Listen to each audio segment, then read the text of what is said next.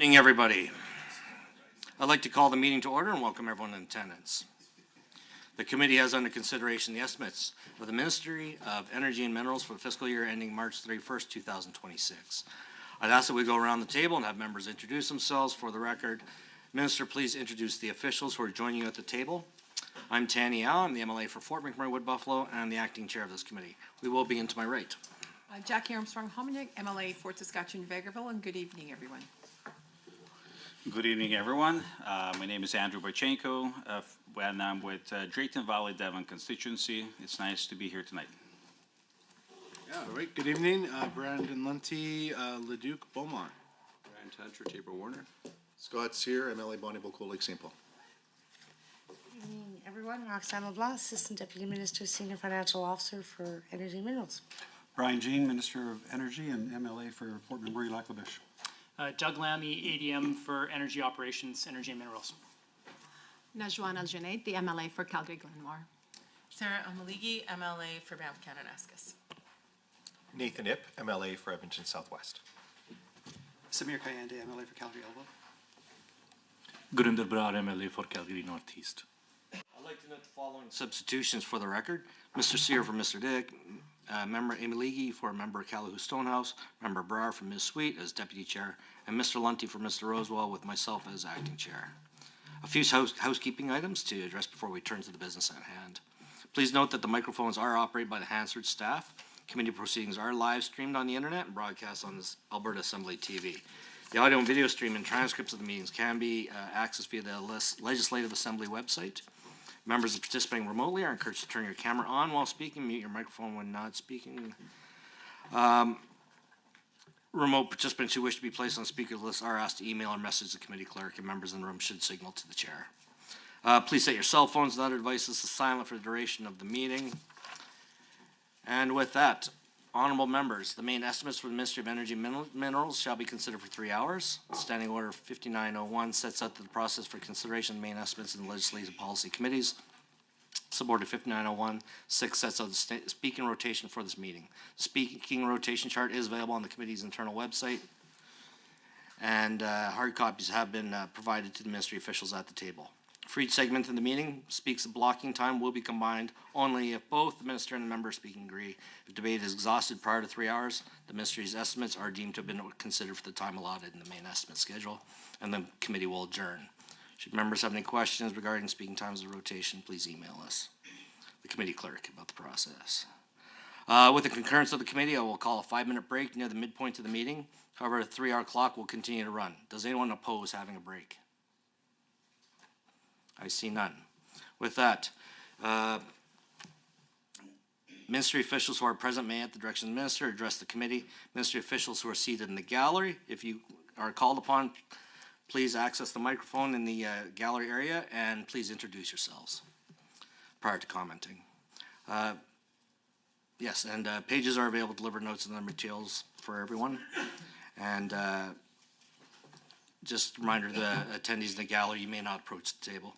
Space permitting, there we go. All right. With that,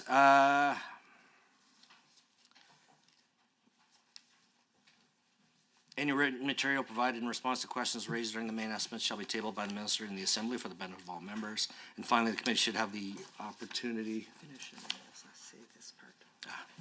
Finally, the committee should have the opportunity to hear both questions and answers without interruption during estimates debates. Debate flows through the chair at all times. And points of order will be dealt with as they arise, and individual speaking times will be paused. However, this block of speaking time and the overall 3-hour meeting clock will continue to run. And with that, I now invite the Minister of Energy and Minerals to begin your opening remarks. You have 10 minutes. Thank you, Mr. Chair, and thank you, members, for the opportunity to be here today. And I thank you to everyone that is behind me and around me to support this initiative. I don't think it'll come as any surprise when I tell you that energy development is the key driver of the Canadian economy.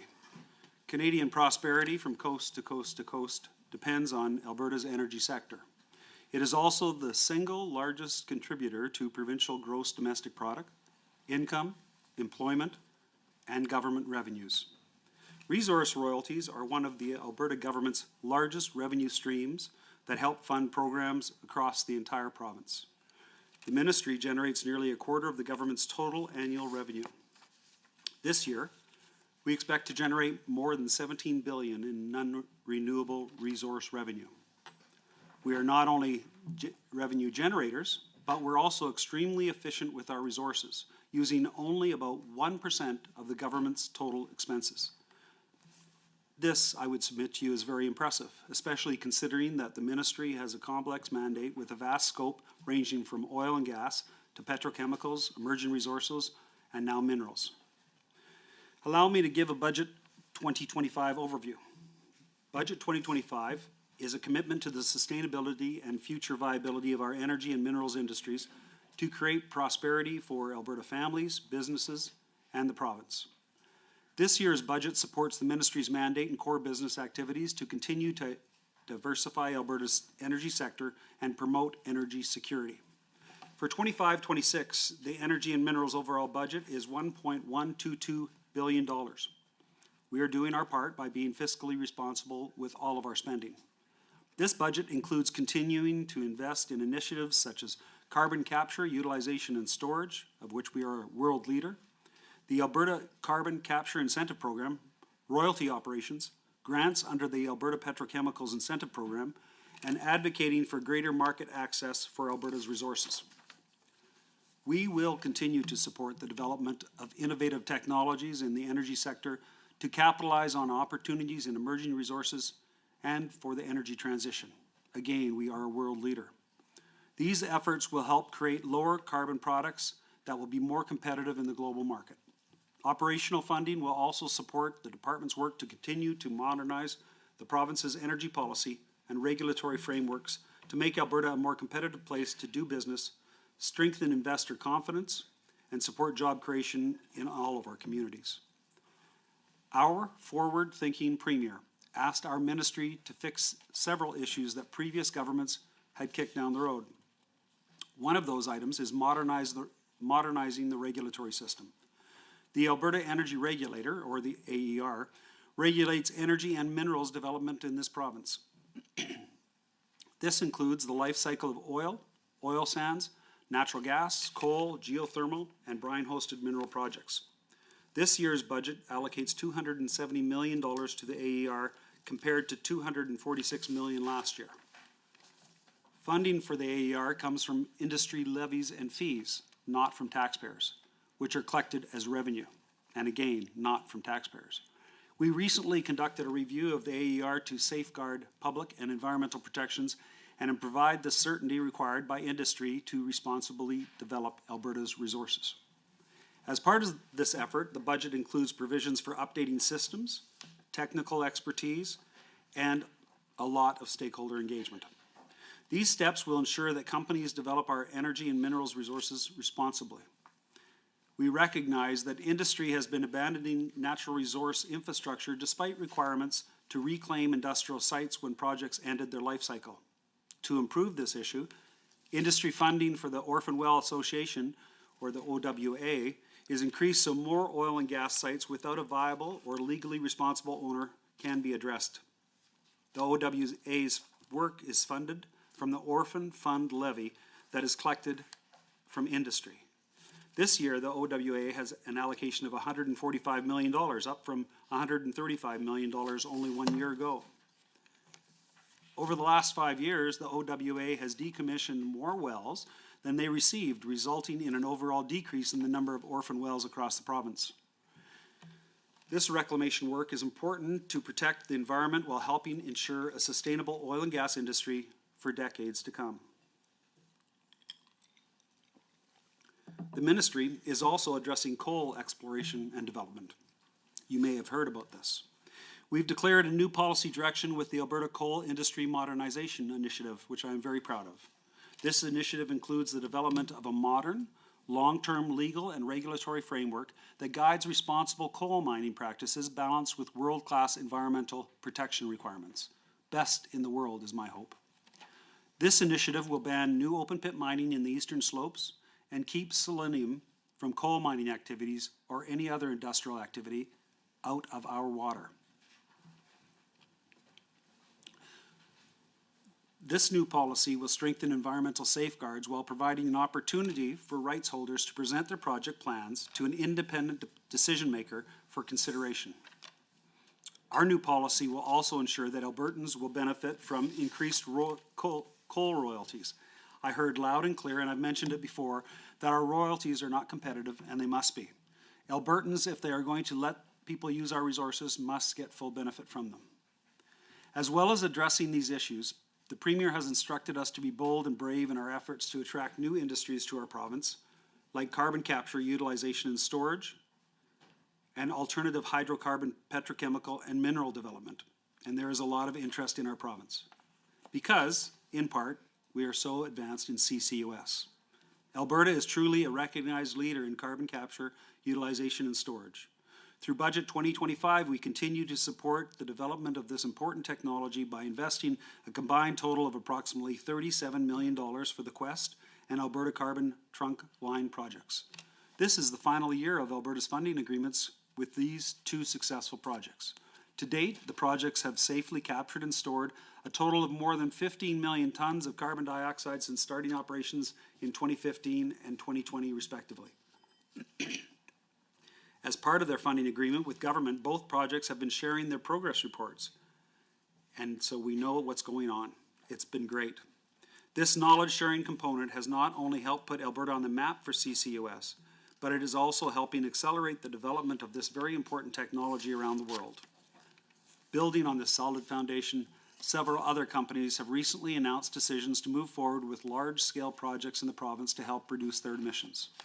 To help support this growing demand, we recently introduced the Alberta Carbon Capture Incentive Program, or ACIP. By providing a grant of 12% for new eligible costs, ACIP will help hard-to-abate industries such as oil and gas, power generation, petrochemicals, and cement to significantly reduce their emissions. Companies are now submitting applications to help inform their capital investment and final investment decisions. We expect final details of the program to be released in the upcoming months. Another great success story, Mr. Chair, in our province is the Alberta Petrochemicals Incentive Program, or APIP. APIP stands ready to fund 12% of a project's eligible capital costs for any petrochemical facility using natural gas as a feedstock after projects are operational. Budget 2025-26 allocates approximately $181 million for APIP, an increase of $27 million from last year to support Interpipeline's Heartland petrochemical complex and the Rocky Mountain Clean Fuels Project. Projects funded under APIP represent billions of dollars worth of investment and reflect the continued growth opportunity in our natural gas system and other manufacturing opportunities. APIP is helping our province become a global leader in petrochemical production by enabling us to aggressively compete with jurisdictions around the world and bring long-term investments and thousands upon thousands of jobs, well-paying jobs, to our province. The Ministry of Energy and Minerals is also responsible for expenses related to the cost of selling oil. The Alberta Petroleum Marketing Commission, or the APMC, continues to support the Government of Alberta with its primary responsibility being marketing oil that the government receives as in-kind royalties. The APMC bears all costs related to marketing and selling Alberta's in-kind royalties on behalf of the government.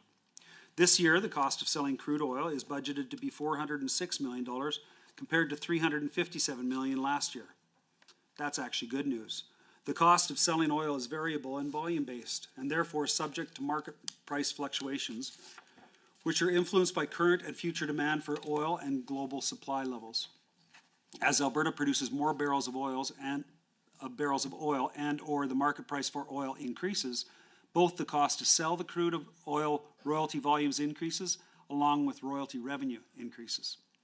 The forecasted cost increase is based on price and volume forecasts calculated by Treasury Board and Finance. Thank you, Minister. We will now begin the question and answer portion of the meeting. For the first 60 minutes, members of the official opposition and the minister may speak. Honorable members, you'll be able to see the timers on the screens around us. And who would be first? Member Al Ganaid. Would you like to combine your time with the minister or block? Would you like to share the time, or how would you like to go? I'm not much of a sharer. I like block. A block? Yeah, that's fine. All right. Okay, the block of shared time is 20 minutes, or Yeah, 20-minute blocks. 10. 10 and 10s, right? Yeah, the block of shared time is 20 minutes, during which time you can go back and forth. All right, but no participant for longer than 10 minutes. So with that, please go ahead. Well, thank you, Mr. Chair. Before we start, I'd like to thank the public service for all the hard work in delivering the budget for us, for Albertans, and for your advice to the minister. So thank you for all the work. Mr. Chair, I'd like to start with objective 2.2 on page 51 of the business plan. That is managing the impacts of resource development activities and implementing the liability management framework. Last year, it feels like Groundhog Day. We talked about this. I asked the minister about the industry closure schedule and why he had erased the schedule. Based on the AER's bulletin, the 2025 payment is now $750 million. As per the older schedule, or the previous one, the industry-wide closure spending requirements were forecasted to increase to $833 million in 2025. So through you, Mr. Chair, why did the minister decrease the spending requirement for 2025?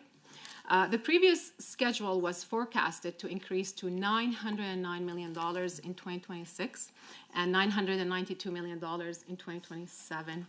So again, Mr. Chair, why did the minister erase the schedule? We do have good regulations, Mr. Chair. On paper, they do look fair and clear. But they're not enforced by the government, and now they're being weakened when we see these changes. So why? Why is the government weakening the regulatory system here? The liability management is a growing problem. We keep seeing more and more wells from bankrupt oil and gas companies added to the Orphan Well Association. So, for example, Mr. Chair, the AER ordered Sequoia to properly abandon all its inventory after the company ceased operations. The bankruptcy trustee discharged about 2,500 wells, facilities, and associated pipelines that went unsold in its sales process. So that's additional.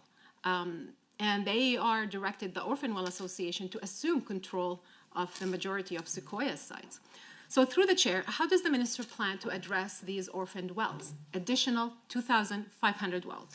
We're also expecting additional 5,600 wells from long-run corporations and an additional 2,200 wells from Alpha Bow. Through the chair, what is the minister's plan? Does the minister have a plan for these 10,000 wells? Are they just sitting there? Or does he have a plan to increase the industry levy more than what he shared with us in his introduction? It's mentioned on page 51 of the business plan. So how much will that increase, and by when, to be directly proportional to the number of wells that keep increasing? Through the chair, does the minister have a timeline to ensure that sites are discharged, are closed, and reclaimed in a safe, efficient, and orderly manner? Does the minister have a plan that the responsible parties are held to account for their share of the cost of those activities? Because so far, we're seeing something else, Mr. Chair. The government has no plan to address these liabilities. There's a weakening here of the regulatory process by erasing the closure schedule. And now we know that Mr. David Yeager is leading closed-door consultations on what they're calling a mature asset strategy. So through the chair, can the minister explain to us what is a mature asset? How does he define it? Why is Mr. David Yeager consulting on the mature asset strategy behind closed doors? Who is invited in these closed doors conversations? And how many landowners in rural Alberta were in the room? How many municipalities? How many regulatory land and water experts were invited? How many Indigenous communities were invited? Mr. Chair, why doesn't the minister share a public draft of his plan so landowners, municipalities, industry, and rural Albertans who are actually impacted by these wells can comment on? This is the normal process. Can the minister explain why Mr. Yeager leads the consultations behind closed doors? Last time I checked, the Premier appointed Mr. Yeager on the AER board, which means he and the AER must be at arm's length from the government.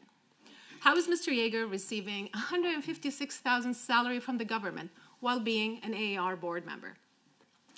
Why is the AAR board member holding closed-door consultations on how to make taxpayers pay for delinquent assets of bankrupt oil and gas companies in rural Alberta?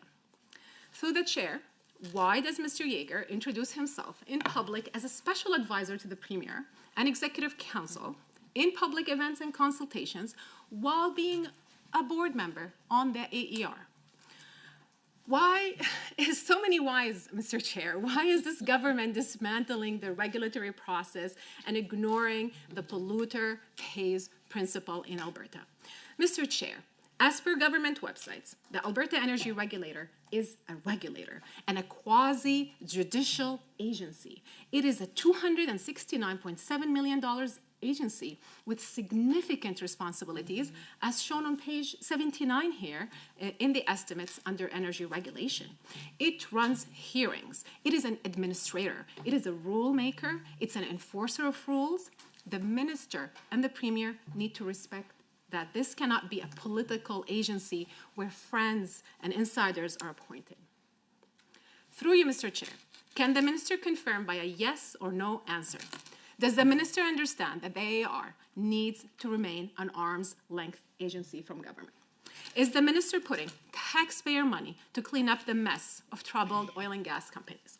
Is the minister planning tax breaks for companies to clean up their mess? Is the minister weakening? Under 23B, I don't think that I've heard the member indicate whether she's speaking specifically to the matter at hand. I've been trying to listen to this, but I'm not sure where she's, I mean, most of the stuff that she's talking about is speculation anyways, so I'm just wondering what she's talking about when it comes to estimates. Would the member, sorry, go ahead. Yeah, so with respect, Mr. Chair, this is not a point of order, rather it is a matter of debate. The minister himself has mentioned that orphan wells and well cleanup is part of his mandate, is part of the business plan. It was clearly referred to by the member, and so therefore, I mean, the folks on the government side of the bench may not like ministerial policy and may not like being questioned, but it is most certainly reasonable avenue for debate. Thank you, Mr. Chair.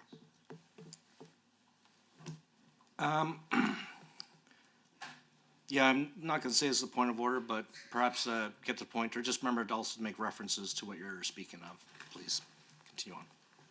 Yeah, I'm referring to the mandate of the Alberta Energy Regulator, and that's on page 79. It is also a $269.7 million agency. It's on page 51. Okay. So, yeah, is the minister putting taxpayer money to clean up, through you, Mr. Chair, is the minister putting taxpayer money to clean up the mess of troubled oil and gas companies? We have regulations through the AAR, as on page 51. Is the minister planning tax breaks for companies to clean up their mess? Is the minister weakening reclamation and remediation policies of inactive wells for troubled companies to declare inactive wells abandoned and reclaimed, as per the mandate of the AAR on page 51? Through you, Mr. Chair, is the minister planning to create a Crown Corporation backstopped by taxpayer money, Albertans' money, and dump the cleanup of these inactive wells that are no longer producing, on the public? Through the chair, can the minister explain to Albertans what the mandate of the two Crown corporations outlined in Mr. Yeager's draft report, that is Closure Co. and Harvest Co.? And Mr. Chair, is the minister looking at a proposal to postpone reclamation by covering some of the unreclaimed land by solar panels instead of actually performing reclamation? And I find that so rich because this is greenwashing the land that is unreclaimed by the government that banned renewable energy companies. So it is actually fascinating to see that piece in the draft report. Mr. Chair, today the Energy Minister told us that he is committed to the polluter pays principle. But I'd like to remind him that on September 17, 2024, the Minister told us that industry might need help from public finances to live up to its legal obligations, as well as lower municipal tax burden and a lighter regulatory approach. To quote the Minister, he said, "I do not like sticks, I like carrots. without changes to how we approach fixed cost and we approach financing well closure, we won't make the required progress. We need to find new ways to do liability financing, and we need to change the approach on municipal taxes." End quote. So, Mr. Chair, which one is it? Where does the minister actually stand on the polluter pays principle? This flip-flopping doesn't work. Through the chair, is the minister currently looking at creating a joint industry closure initiative, which would give the industry a first chance at reviewing government energy policy? Can the minister explain what a joint industry closure initiative is? Minister, these are many questions, and there is questions on reclamation, questions on what is the role of Mr. David Yeager in planning policies for the ministry. This is a board member with the AER, but also receiving salary from the government, and we know the AER needs to be arm's length from government policy. So I look forward to the minister to actually answering all these questions, and I will see the last 20 seconds. Thank you. Minister, you have 10 minutes to respond. 10 minutes and 15 seconds, Mr. Chair. So many questions and so many answers. I'm going to, I think, take it back for a minute, because the best way to describe this is in providing a brief overview of the ministry's key objectives as outlined in the 2025-2028 business plan. First of all, the ministry aims to achieve two main outcomes. The first is that Albertans benefit from the investment in a responsible energy and minerals development and access global markets. The second outcome is to have effective, efficient stewardship and regulation of Alberta's energy, mineral, and subsurface resources.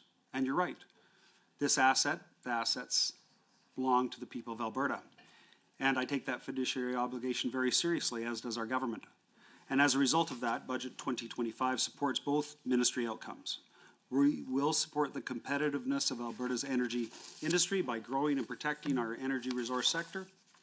We're working to accelerate opportunities in minerals, which there's a lot of members that have an interest in and a lot of Albertans are very excited about, emerging resources, and of course, the energy transition, which is something we're seeing around us as time goes. Our efforts will strengthen Alberta's investment climate by improving the clarity and the efficiency of the province's regulatory system to enhance competitiveness and at the same time protect Albertans' resources. Budget 2025 has prioritized spending to advance responsible development to ensure these resources benefit and bring value to Albertans, the owners of the resource, without sacrificing their priorities. We're committed to advocating and promoting Alberta as the world's best choice for responsible, sustainable, and long-term energy supply. And we're keeping our promise to take bold, strong action to shrink the inventory of inactive and orphaned wells right across the province. In fact, accelerating the timely reclamation of the land. The AER most recent progress report on managing oil and gas liabilities shows that the province's approach is actually working, and my congratulations to our government. There were 97,000 inactive wells in Alberta when the new liability management framework was introduced in 2020, and since that time, the number of inactive wells has been reduced by nearly 20%. As of December 2024, there are 78,000 inactive wells in Alberta. These successes can be attributed to the industry-wide closure spending requirement, which came into effect in 2022, requiring the industry to spend at least $422 million on cleanup work. And I remember the 5 years of darkness between 2015 and 2019 when the government talked a lot of platitudes but never did anything at all in relation to the orphan well problem in this province. And I'm glad to see that industry is actually spending money. In 2022, companies exceeded the annual closure spending requirements by 65%, spending approximately $700 million to clean up liabilities. The closure spending requirement was raised to $700 million for 2023, and companies again surpassed the closure spending requirement by 10%, spending $769 million on closure work. The closure spending requirement was set at $700 million again in 2024 and was raised to $750 million for 2025. This framework provides the oilfield services sector with the certainty they need to build their businesses and create good-paying jobs for Albertans while reducing the number of inactive sites across Alberta. The approach is working. This was also a topic of discussion at the mature asset strategy engagements, and there will be more discussions about it later. I know somebody asked about an R-Star program. I don't know anything about an R-Star program. There is no program such as R-Star. The NDP tells Albertans there are $20 billion in promises called R-Star. There is no such thing. You made that up. It was never government policy, and it certainly never had a price tag attached to it. We don't deal in fantasy with this government, we deal in reality. And we were left with some really bad situations for orphan wells, and we're going to clean it up. We do not currently have a liability management incentive pilot program, but the Premier has directed me to develop a strategy to effectively incentivize reclamation of inactive legacy oil and natural gas sites, and to enable future drilling while respecting the principle of polluter pay principle. That work is being done by the Mature Asset Strategy, which is a multi-layer consultation to deal with this multi-layer problem. The experts are in the room and dealing with expert advice to get expert results. The report and the recommendations of the Mature Asset Strategy engagement should be released this spring, and then government will have to consider its recommendations. I agree with you. There is a clear need to find additional ways to address reclamation of old sites in Alberta, many of which date back many decades, including on reserve, which is of course First Nation responsibility of the federal government, but we must work together to find solutions. We owe it to the landowners and the future generations of Albertans to make sure that these sites are cleaned up as quickly as possible. And outside of this room and outside of the estimates, I would welcome your input and your questions relating to how to do this and what we can do in the future. We also owe it to municipalities to help solve these issues. That work is underway, and Albertans will see progress on this issue very soon. Managing the growing number of mature oil and gas assets, or the wells that are past or near the end of their production lifespan, is a problem that is facing the world. We are very fortunate indeed that as a gas-producing nation, we have kept pretty good track of it compared to other jurisdictions. When I go to other countries, I hear the nightmare of what they're talking about that happens in those countries when they don't keep good track of what's happening with the assets.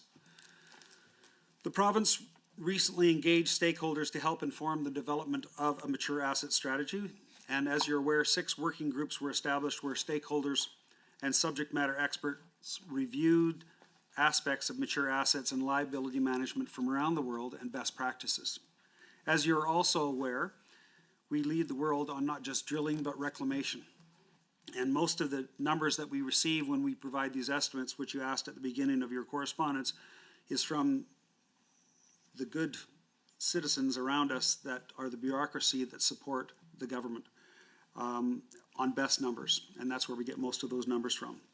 But we are taking a leadership role to address these mature assets so we can grow our economy, attract investment, create export opportunities, and enhance the province's reputation as a responsible energy producer. And I should let you know that many jurisdictions around the world look to us for guidance on how to set up their equivalent to the Alberta Energy Regulator. They ask how we do it, how we reclaim, how we are so good at what we do.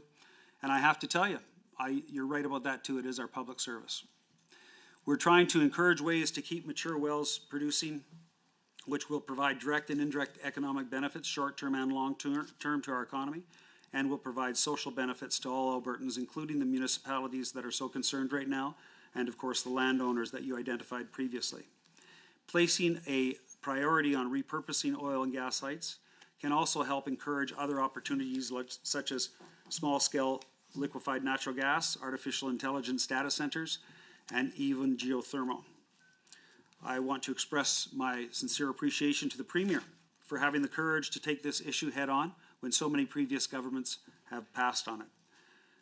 The truth is that, as I mentioned, I saw very little done between 2015 and 2019, and I'm excited about what's coming out of this Mature Asset Strategy report, and its recommendations should be public very soon.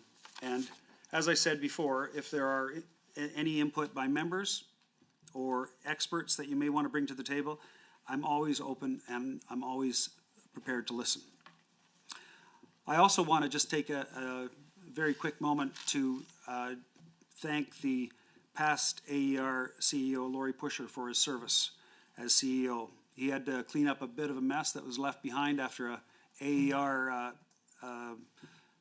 scandal. And the truth is, he did a great job, and I really very much appreciate his efforts to get things fixed over in the AER. That's it, Mr. Chair. Thank you. Thank you so much for that, Minister. Back to his official opposition, Ms. Al-Janeed, please. Thank you, Mr. Chair. Thank you, Minister. Although I would like to say it's been 6 years of this government, it's pretty sad that the Minister continues to talk about the Alberta NDP government from 2015. But really, for the mature assets strategy, we do not know of any experts invited to Mr. Yeager's consultations. A public consultation means giving enough notice, enough diversity in the room to have regulatory experts, to have water experts, to have toxicologists, more municipalities and more landowners in rural Alberta who are truly impacted by this problem. I'd like to start with outcome one, starting at page 49 in the business plan on Albertans benefiting from the energy sector and specifically tax revenue. On March 12, 2025, the rural municipalities of Alberta announced that as of December 31st, 2024, at least $253.9 million of municipal property taxes have gone unpaid by oil and gas companies. This marks the 7th consecutive year with continued failure by oil and gas companies to meet their legal tax obligations. Mr. Chair, the Minister's colleague, Minister McIver of Municipal Affairs, said that his budget estimates, and I quote here, "If a shoe store doesn't pay their taxes, somebody puts them out of business. If a restaurant doesn't pay their taxes, somebody puts them out of business." And my opinion is, an oil and gas company doesn't pay their taxes, they should also be put out of business. Mr. Chair, Minister McIver also said that we should ask the Minister of Energy his estimates, and here I am asking the Minister of Energy. So I let quote him, who said, "I'm sure he'll do his best to answer them." So through you, Mr. Chair, can the Minister confirm if he agrees that an oil and gas company that does not pay its taxes should be also put out of business? Through the Chair, can the Minister explain how the Energy Department will make oil and gas companies pay the $253.9 million of municipal property taxes? The David Yeager draft report also fails to address ways for municipalities and landowners to recover unpaid taxes and surface rents. So these are my questions on oil and gas taxes here. And I'd like to move to objective 2.3 on page 51 of the business plan, where the government presents the vague and ill-informed policy on coal mining on the eastern slopes. Mr. Chair, the government calls this the modernization of coal mining in Alberta, and I truly find this a paradox. It's a contradiction. It's like saying cruel kindness. Mr. Chair, there is nothing modern about open pit mining in the eastern slopes, in the Rocky Mountains, where our headwaters live. Nothing modern about this. This so-called modernized coal policy is frankly an insult to Albertans' intelligence. Metallurgical coal is likely to be phased out over the coming years in favor of electric car furnaces for steelmaking. Objective 2.3 here mentions coal royalties on page 51 of the business plan. I also note from page 55 of the fiscal plan that coal royalties are grouped with rentals and fees at $138 million for 25-26, declining to $136 million by 27-28. So, Mr. Chair, I'd like to remind the room here that the 2021 Joint Review Panel, consisting of the Canadian Environmental Assessment Agency and the Alberta Energy Regulator, rejected the Grassy Mountain Coal Project.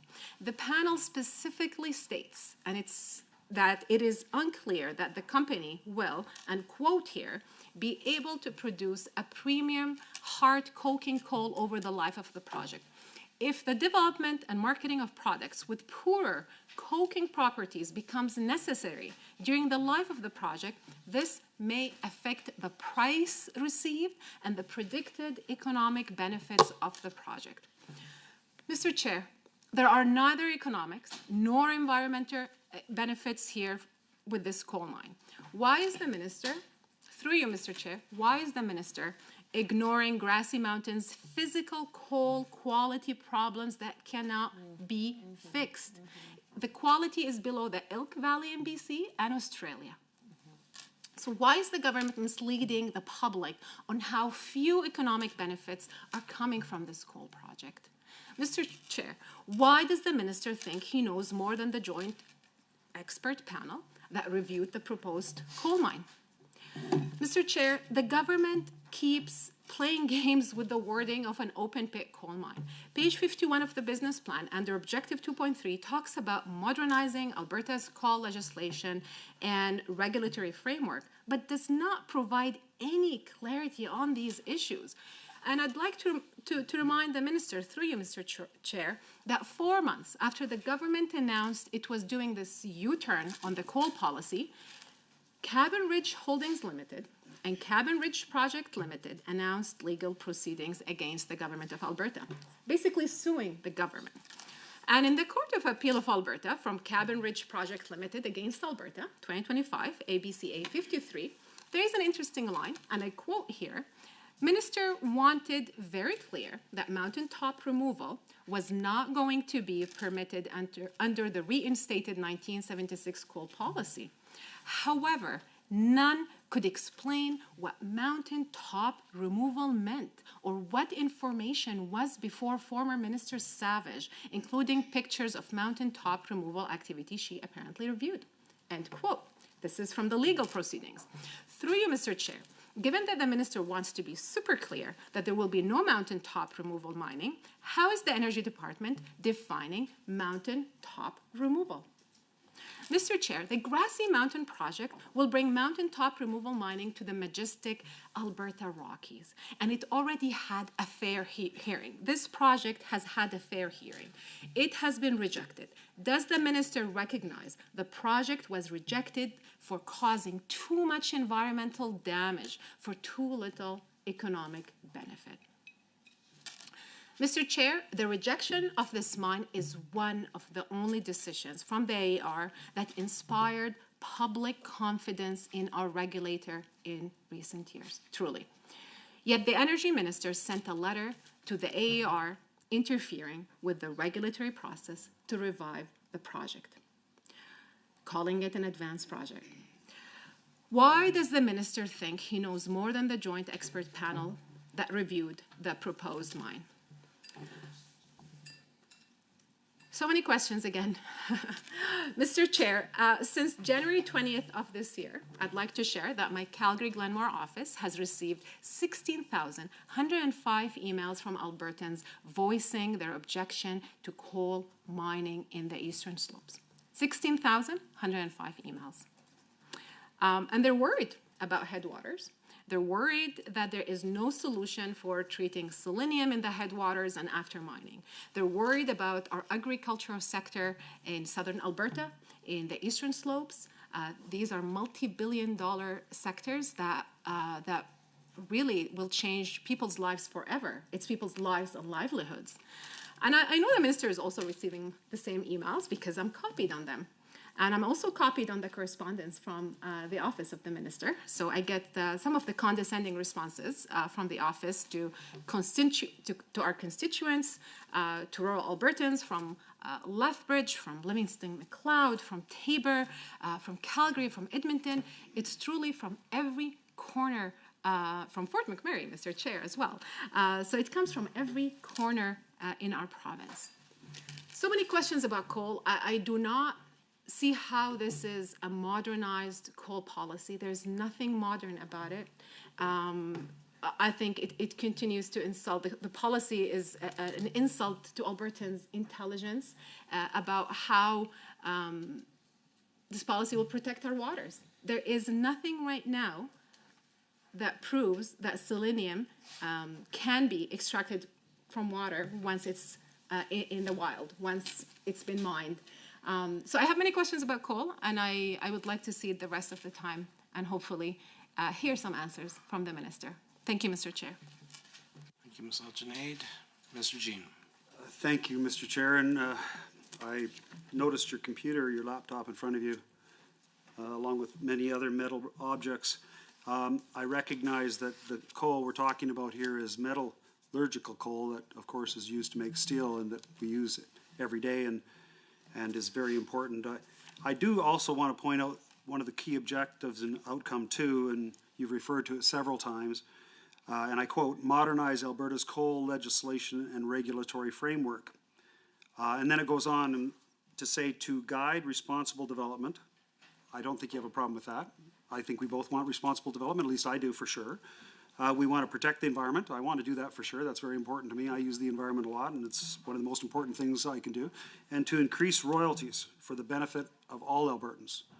All four of those things are things that you mentioned you wanted, and all four of them are the only four things described in the modernization of Alberta's coal legislation and regulatory framework. So I think we're off to a good start. I'm excited about the opportunities in front of us, and I would say to all Albertans that are worried about this,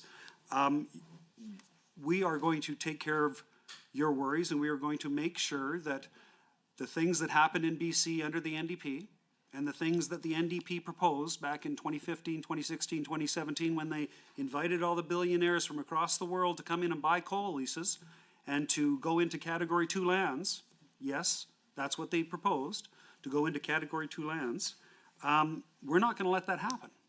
We're going to make sure that we manage this resource effectively. We listen to the 30,000 Albertans that have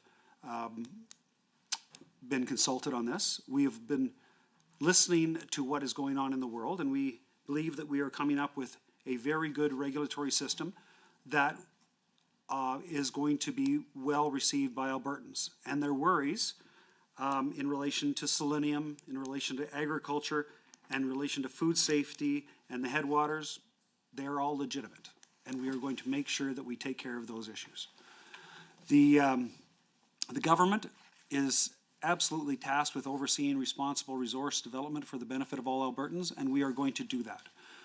The government, though, cannot comment on matters specifically related to the lawsuit that's before us or any other matters that are before the courts or other decision-making processes. But I will say that Albertans who have concerns about any proposed projects can speak directly with the proponents and the AER, which is an independent arm's-length organization that acts in the best interest of Albertans and whose role it is to make sure resources are developed in a safe and responsible manner. And the government's here to make sure they do that, and we will, and we are. Rescinding previous coal-related ministerial orders has no bearing on the deliberations of the AER with respect to Northback Holdings exploration applications at Grassy Mountains. So, it gets me a little bit excited because I use the outdoors a lot, and the environment's important to all Albertans. And I think what we have to do is work together to protect our environment, including the headwaters, and not send shockwaves through the environment community in Alberta, because I think it's, to misrepresent what's actually taking place is not helpful. And the fear-mongering and the sensationalization for political aims is not helpful either, because it worries people, and they don't need to be worried because we have some of the best scientists in the world that are working on these issues. We have monitoring of water and air throughout the province, in some cases more than any other jurisdiction in the world. We do it better than anybody, and I think it's important for Albertans to recognize that we understand that, and we will act on it. The government has heard loud and clear from Albertans that our policies need to be modernized. They need to be strengthened, and they need to be environmentally sound. The government of Alberta is taking steps to address the 2021 Coal Policy Committee's recommendation to build a sustainable, long-term legislative and regulatory framework to guide responsible resource development across the province. This initiative will ban new open-pit mining in the eastern slopes. It will keep selenium out of the water through the development of a modern long-term legislative framework that guides responsible coal mining practices. Some of the new technologies that are available will be able to do what the AER requires, or it simply will not go ahead. Alberta has already a very strong regulatory review process in place to fully evaluate the risks and benefits of all of the advanced projects and determine the best way to proceed. And that's why the first application failed, because it wasn't a good application. Rights holders must present their plans for coal exploration and development projects to an independent decision maker for consideration.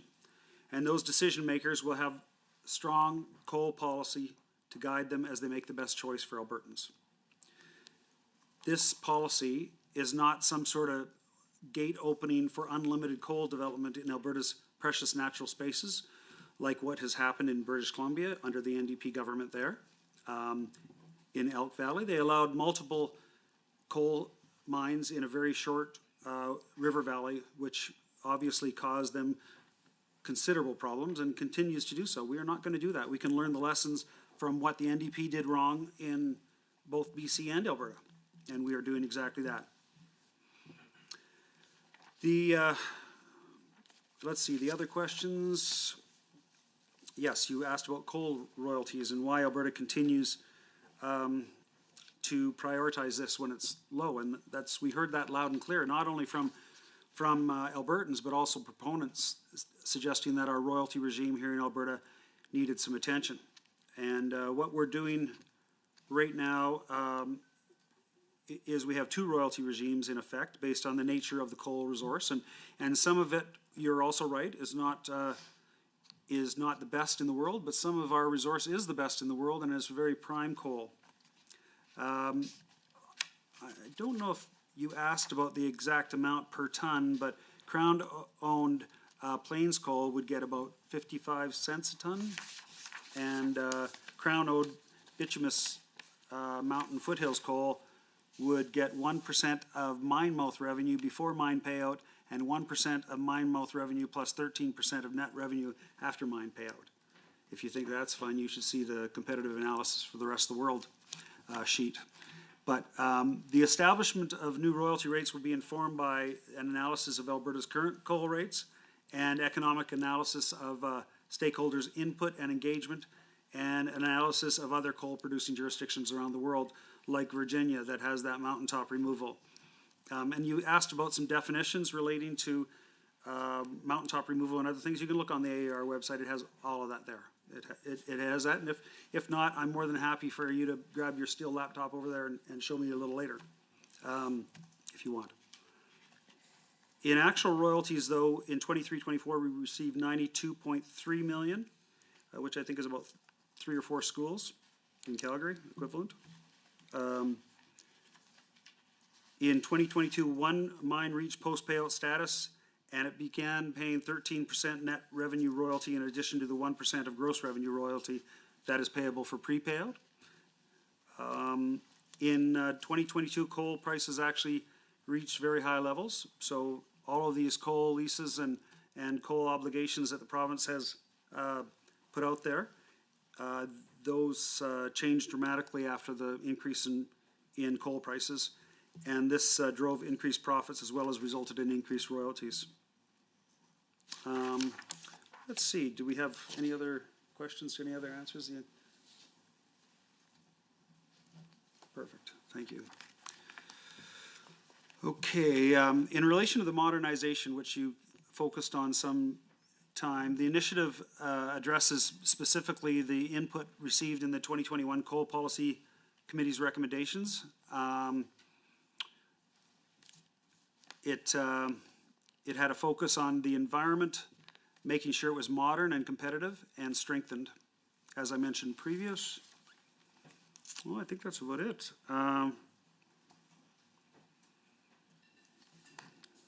Let's see.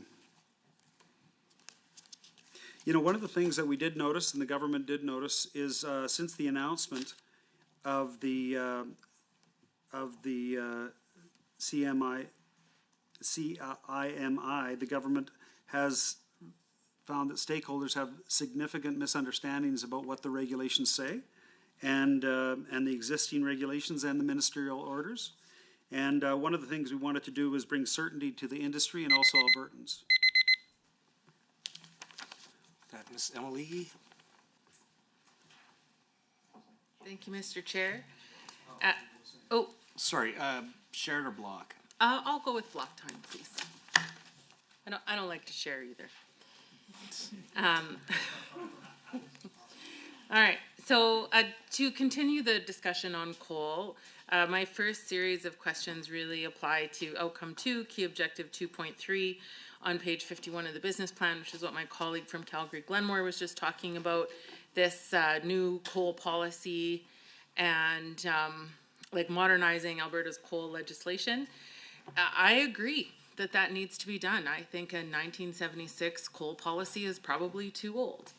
However, I do think that the coal policy from the mid-70s is actually quite effective in managing coal, and we need something better and more modern to replace it, not weaken coal regulations.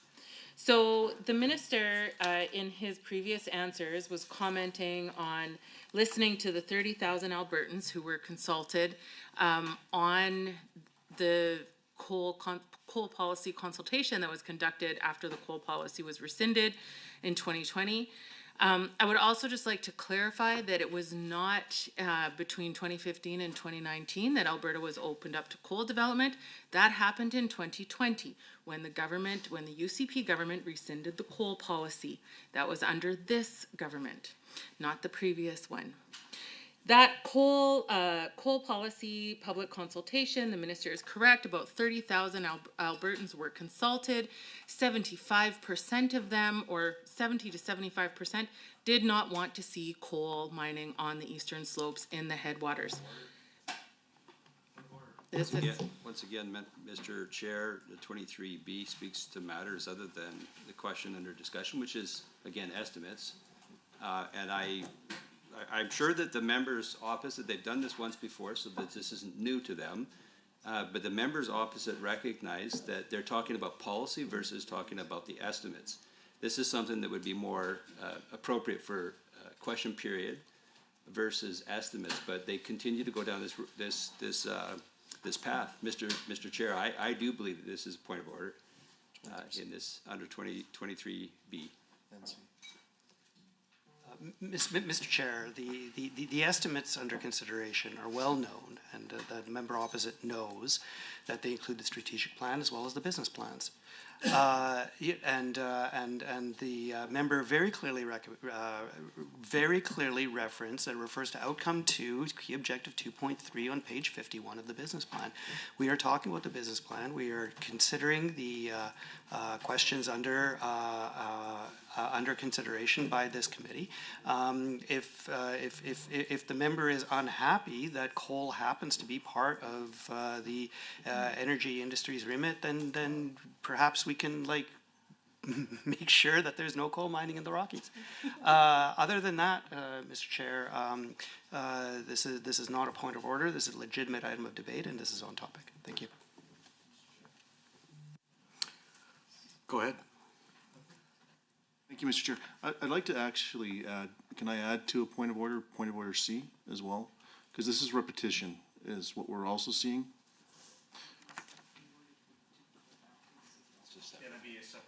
Call after. Thank you for the clarification, sir. So with that, regarding the first aspect there, thank you for the reminder as to what aspect of the business plan that you're referring to. Just please continue to provide us with reminders as to what you're referencing, and just maintain that with the budget and the business plan, please. Thank you, Mr. Chair. Moving on, this objective 2.3 says. So I'd like to call a point of order on this as well. Point of order C, I'd like to also go 23C, thank you. I'd also like to speak on 23G as well. And we also can move into 23I as well. So where we're hearing is the grassy knolls, and that's fine. But it's repetitive. The minister's already answered this question. And yet we keep hearing the same question over and over and over again, even though the minister's answered the question. And we're also hearing items that are before the courts, which I know is out of bounds when it comes to this. And on I, they're making they're falsely implying that minister has done things that he hasn't done. So, Mr. Chair, I'd like to move on to the estimates to this budget, because it seems like the opposition is trying to make this into question period, which it is not. Mr. Chair, the member well knows that even in arguing a point of order, it is not appropriate to refer to a member on in this committee as having told a falsehood. And so I just want to make sure that that is made clear. While the member has thrown various different clauses against the wall, like spaghetti, to try and see what sticks, the fact of the matter is that the government is doing something unpopular here, and the minister, whether the minister has answered the question or not, is a matter of debate. Answers can be clear, they can be less clear, they can be fulsome, they can be less fulsome. And while it is not my job here arguing the point of order to argue about whether the minister has appropriately answered the question or not, I think that it is fair that that be left as a matter of debate, and that if there are aspects of the minister's answer that are unsatisfying to the people of Alberta, that we are here to represent them too. And they deserve a place in this room. So this is not a point of order, this is a matter of debate. And I would encourage the members to pay attention to it, because I think that robust and lively debate about the policy direction and the budget estimates specifically and the business plans and strategic plans adds value to the people of Alberta.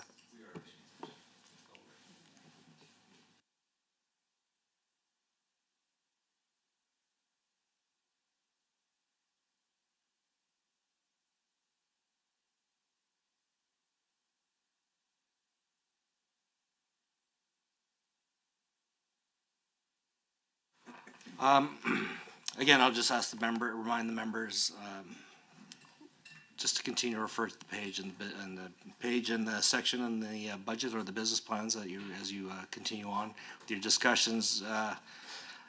When you did ask one question that did infringe on legal aspects, the minister was sharp and caught that, and you have to understand he can't answer those questions. And I believe there's 2 cases on the record. Understood, Mr. Chair. Thank you very much. So, key objective 2.3 on page 51 of the business plan is to modernize Alberta's coal legislation and regulatory framework to guide responsible development, protect the environment, and increase royalties for the benefit of all Albertans. I would like to discuss each of these terms in turn. So first, this idea of guiding responsible development. What is that, and who defines that? Who defines what is responsible development? I think how we define those words is very critical in how we make land use decisions around coal mining and any kind of energy development, to be honest. When I start to think about what that means, I can think of a lot of different definitions and perspectives, and so I think we really need to be clear around what these words mean. To me, responsible development is about promoting business and welcoming economic opportunities that do not foreclose future economic opportunities and potential on that landscape. This is part of the challenge with coal mining. It forecloses future economic opportunities on the landscape. Let's take a deeper dive at the Grassy Mountain coal mine. There are aspects of this project that I would like to ask about that my colleague has not asked about yet. The proposed Grassy Mountain coal mine is 7 kilometers north of Blairmore in the Crow's Nest Pass. The Crow's Nest Pass is also a tourism development zone, meaning that the government also intends to promote tourism and outdoor recreation in the same place, Mr. Chair. The Crow's Nest Pass is beautiful, and if you haven't spent any time there, I highly recommend it. There is a lot of very fun outdoor recreation things to do. The proposed coal transfer station for the Grassy Mountain mine is going to be in the town of Blairmore, meaning that there will be coal dust in the same air where there are people mountain biking and hiking and playing with dogs and children and whatever they're doing down there. In this case, tourism and coal mining are not compatible uses. You cannot advertise a landscape for cardio activities that is filled with coal dust. It will not work. The Grassy Mountain Mine will last about 20 to 25 years and will employ maybe a few hundred people. Tourism can last decades and employ thousands of people with high-paying jobs and a career that can be diverse and interesting. Does the minister, through the chair to the minister, is coal mining a responsible development for the Crow's Nest Pass? The minister has said he's listening to Albertans. I am not convinced of that, Mr. Chair, because Albertans, I think, have been quite clear about how they feel about the Grassy Mountain Mine. The second part of this objective is around protecting the environment. The environmental impacts of coal mining are well understood, but here's some highlights. Coal tailings pollute water sources with selenium. Selenium cannot be effectively removed from water once it is introduced. And there are 4 studies that the minister has referenced in previous media, or the Minister of Environment and Protected Areas has referenced, that actually show that selenium levels remain above guidelines for decades after reclamation. Legacy Coal Mining Impact Study found that selenium levels were above guidelines for 40 years. Mountaintop removal research documented widespread contamination across ecosystems, and a transboundary atmospheric pollution study showed that contaminants can cross even the continental divide. With the scientific evidence that selenium contamination can move between watersheds, between groundwater and surface water, and even through the atmosphere, selenium can cross the continental divide and contamination can persist for decades. Does the minister, through the chair to the minister, is coal mining in our headwaters of the eastern slopes responsible, or that protecting the environment can be accomplished within the context of this development? The third part of this objective is around increasing coal royalties, which of course I agree with. In December, the minister announced that the Alberta Coal Industry Modernization Initiative would include raising coal royalties on new coal mines. There's a little bit of confusion as to what constitutes a new coal mine, because this whole issue of Grassy Mountain being rejected, and then it's an advanced project and it comes back and it's back and forth. So there is a little bit of challenge around the definition of a new coal mine. I would really appreciate the minister's clarity on what is a new coal mine. But I'd also like to know what happens about mines that were previously discussed as proposals but not necessarily submitted. Are those new mines, and will they be subject to these new higher royalty rates, whatever those may be? In page 80 of the government estimates, rental and fees and coal royalties are estimated to go down this year from a forecast of 160 million, which was budgeted at 209 million, and so there's already a little bit of a discrepancy there.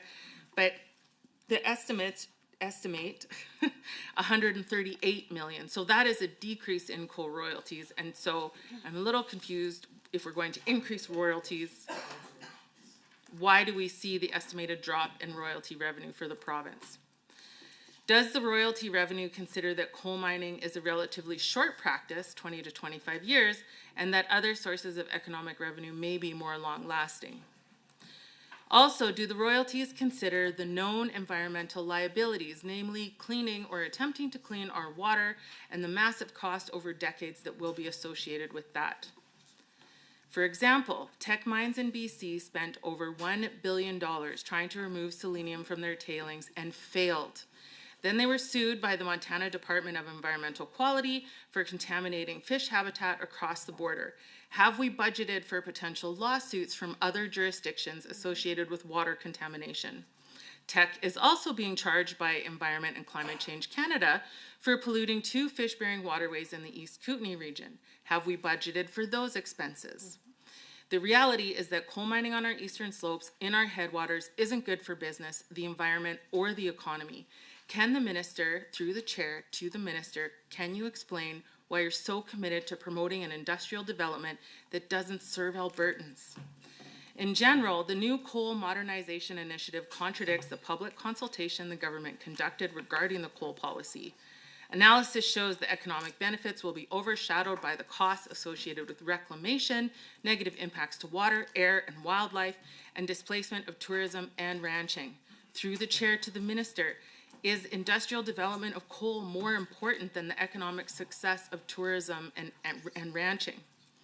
On January 23rd, Montem Resources sent a letter to the CEO of the Alberta Energy Regulator asking for reconsideration of Ministerial Order 003/2025, which defined a coal policy area. This is the ministerial order that explicitly states that no new open-pit coal mines will be prohibited in the coal policy area. Montem goes on to say that the only technically and economically viable option for their coal project near Coleman is an open-pit mine. And the government says these kinds of developments cannot be considered by the AER. Therefore, Montem's coal mine cannot be considered by the AER. Is the minister, through the chair, is the minister actually saying no to coal mining on the eastern slopes by banning open pit mining? Minister, you have 4.5 minutes. Thank you, Mr. Chair, and thank you, members. You asked what the people in Blairmore and other rural areas in Alberta are looking for down there, I think you said. They're looking for jobs, in my opinion. And I kind of found it interesting that you seem to criticize the government for not getting more royalties, but at the same time I hear your message loud and clear, don't do any coal mining anywhere, and instead we'll buy our laptops and our chips and our precious metals from China and get them to manufacture it and control it. That's what I'm hearing loud and clear. My understanding is China's opening new coal power plants like every week, every 3 weeks, a new one.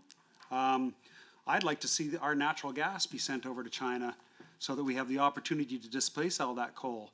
And I think that's a great opportunity. And if you got on our team and helped us do that, we might be able to do that, get some pipelines in the ground to the West Coast and try to get some of this clean energy to the rest of the world. I would like to see that. That would be a great opportunity. But speaking of coal lawsuits, I just want to, be very clear.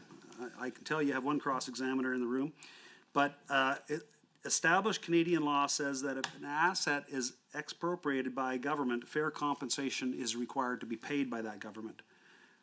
So I just want to let that sink into everybody. And I also want to point out something that's very important to me if anybody's listening to this conversation tonight, which I hope Albertans are, that if they're concerned, they now recognize that this government is taking this issue very seriously, the matter of coal. So if you're looking for more information on coal or coal royalties or the legislation, the reporting requirements and online services that can be found, please go to alberta.ca/coal.aspx.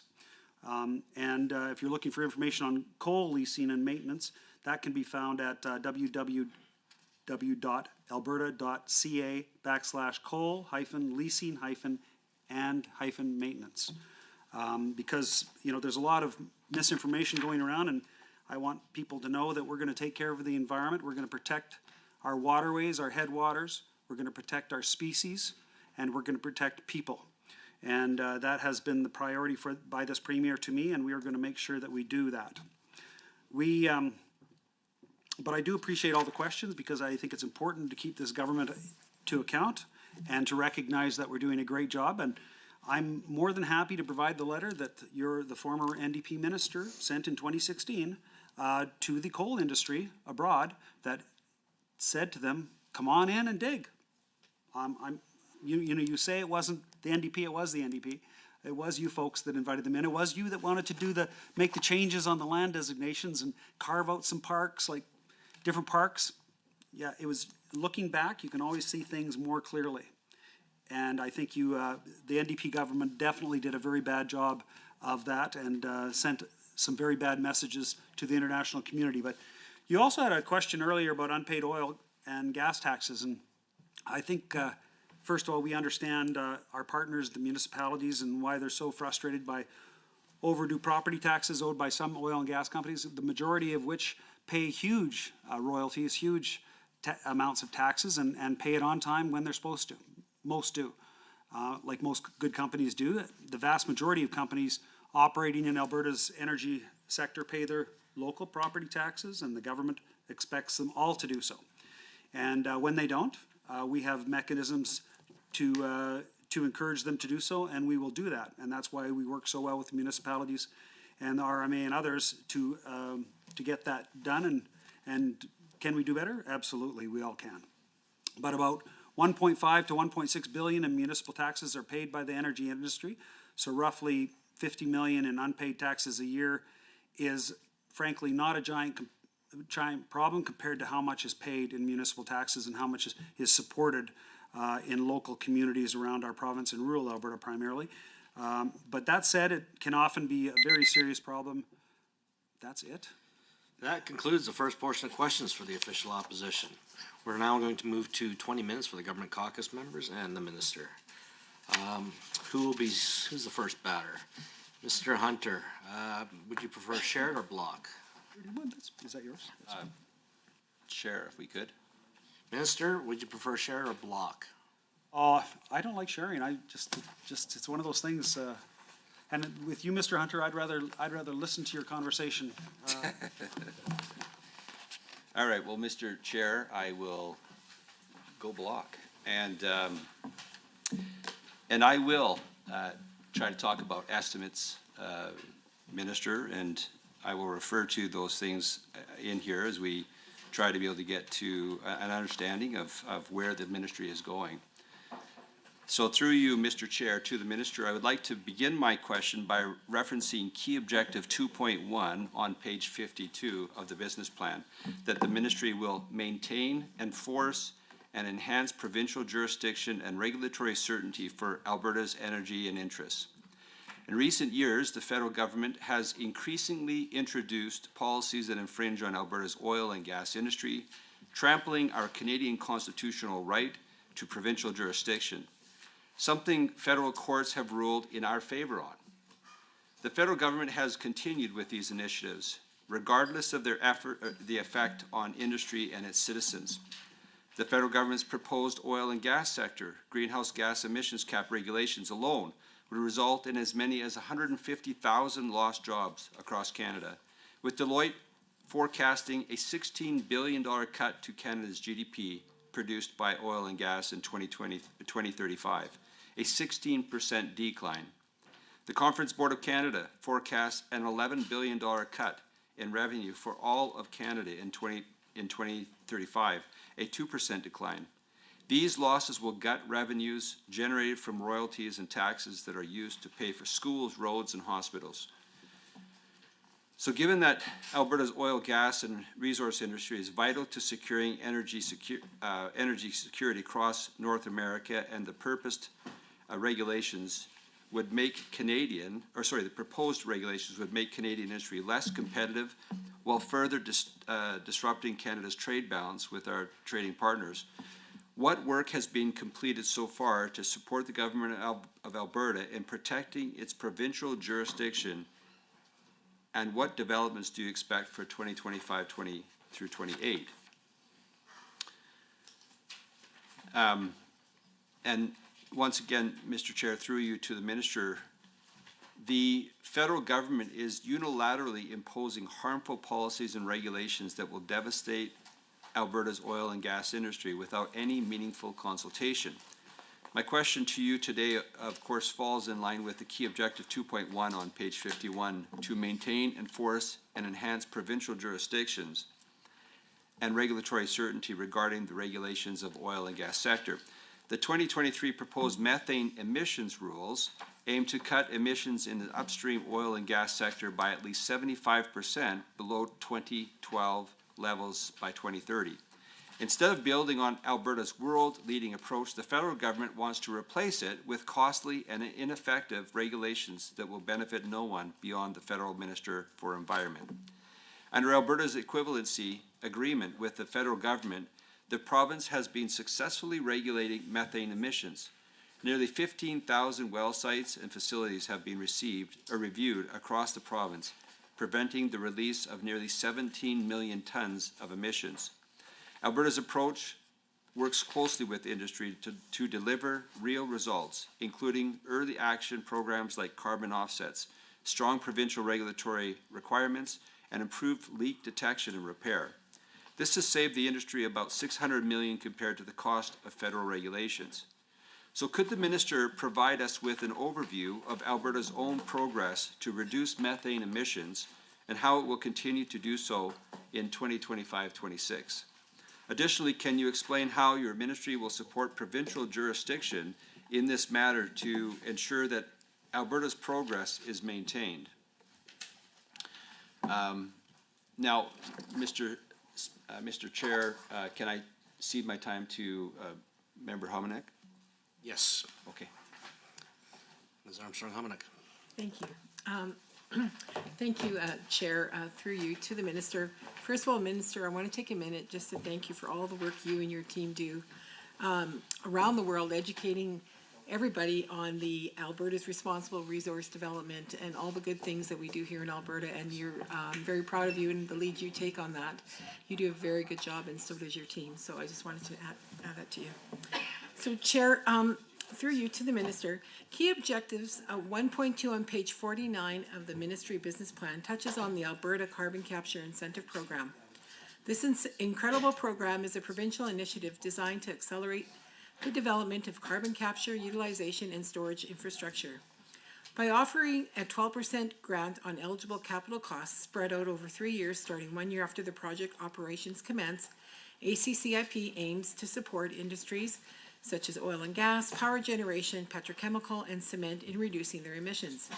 The program is structured to complement federal initiatives like the CCUS investment tax credit, enhancing financial support for CCUS in Alberta. As of now, the program is still in the application stage and is getting finalized. However, Alberta has a history of supporting CCUS projects, having invested more than $1.8 billion in initiatives such as the Alberta Carbon Trunk Line and the Quest Shell project, which has collectively captured and stored more than 12 million tons of CO2.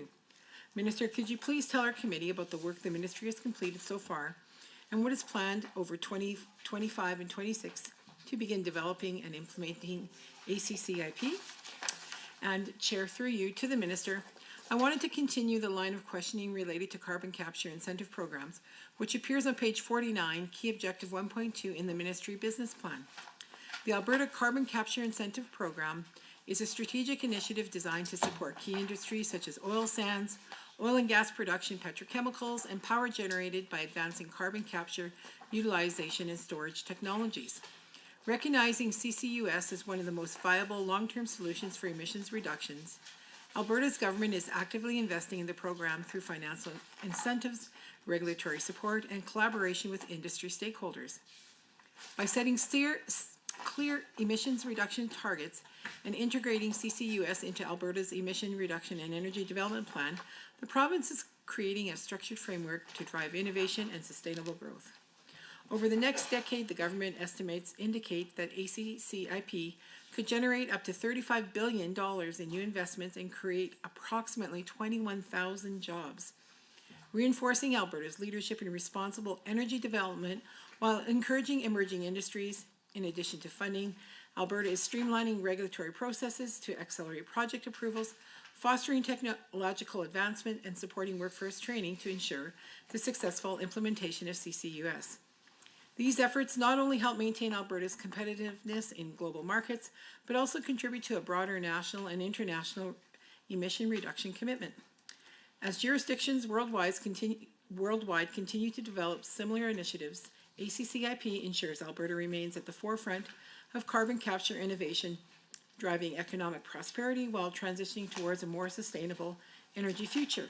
To the Minister, can you speak to the benefits of ACCIP and its impact to Albertans? And Minister, I will pass that back to you.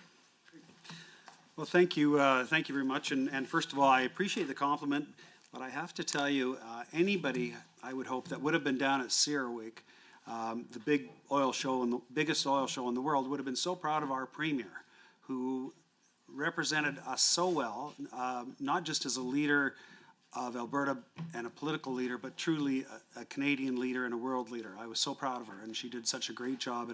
And the team put forward the biggest presence that Alberta has ever had at that oil show. And everybody that came to the show pretty much had to walk past the Alberta flag and the Alberta marketing. And it was just a humbling experience for all of us. We were so proud of the department, of the Premier, and of our government.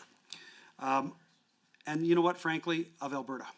We should be very proud because we lead the world on so many different ways. And on the topic of federal provincial jurisdiction, we lead the other provinces in lawsuits with the feds, for sure. In October 2024, the government of Alberta gave the federal government a 4-week deadline to remedy the unconstitutional provisions in the amended Impact Assessment Act or face another legal challenge. Well, the federal government has failed to address Alberta's concerns, and in response, the government of Alberta has referred the constitutionality of the amended Impact Assessment Act to the Alberta Court of Appeal. The government of Alberta undertook a thorough evaluation of the draft federal oil and gas sector emissions cap regulations and submitted Alberta's technical submissions to the draft regulations based on a number of grounds. Alberta is asking the federal government to listen to the concerns raised by this technical submission. The government of Alberta will be challenging these regulations in the courts immediately after their enactment. This is a straight violation of our jurisdiction. Alberta has introduced and passed a motion under the Alberta Sovereignty Within a United Canada Act, and this is to safeguard Alberta's economy from unconstitutional federal emissions cap, if or when it becomes law. As we've seen, even from the Parliamentary Budget Officer, it would have devastating ramifications on Alberta and our economy.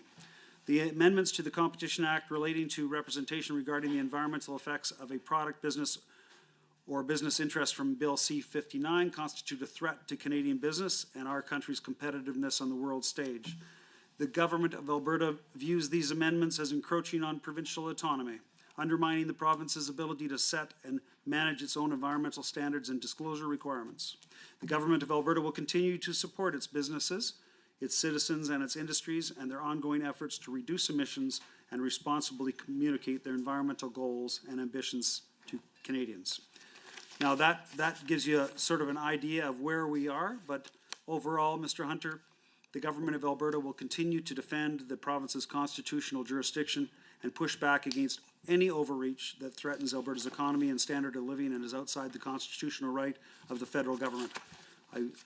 I can assure you we're doing that in every place because they have and continue to drive outside of their lane, which is an infringement upon our rights as Albertans.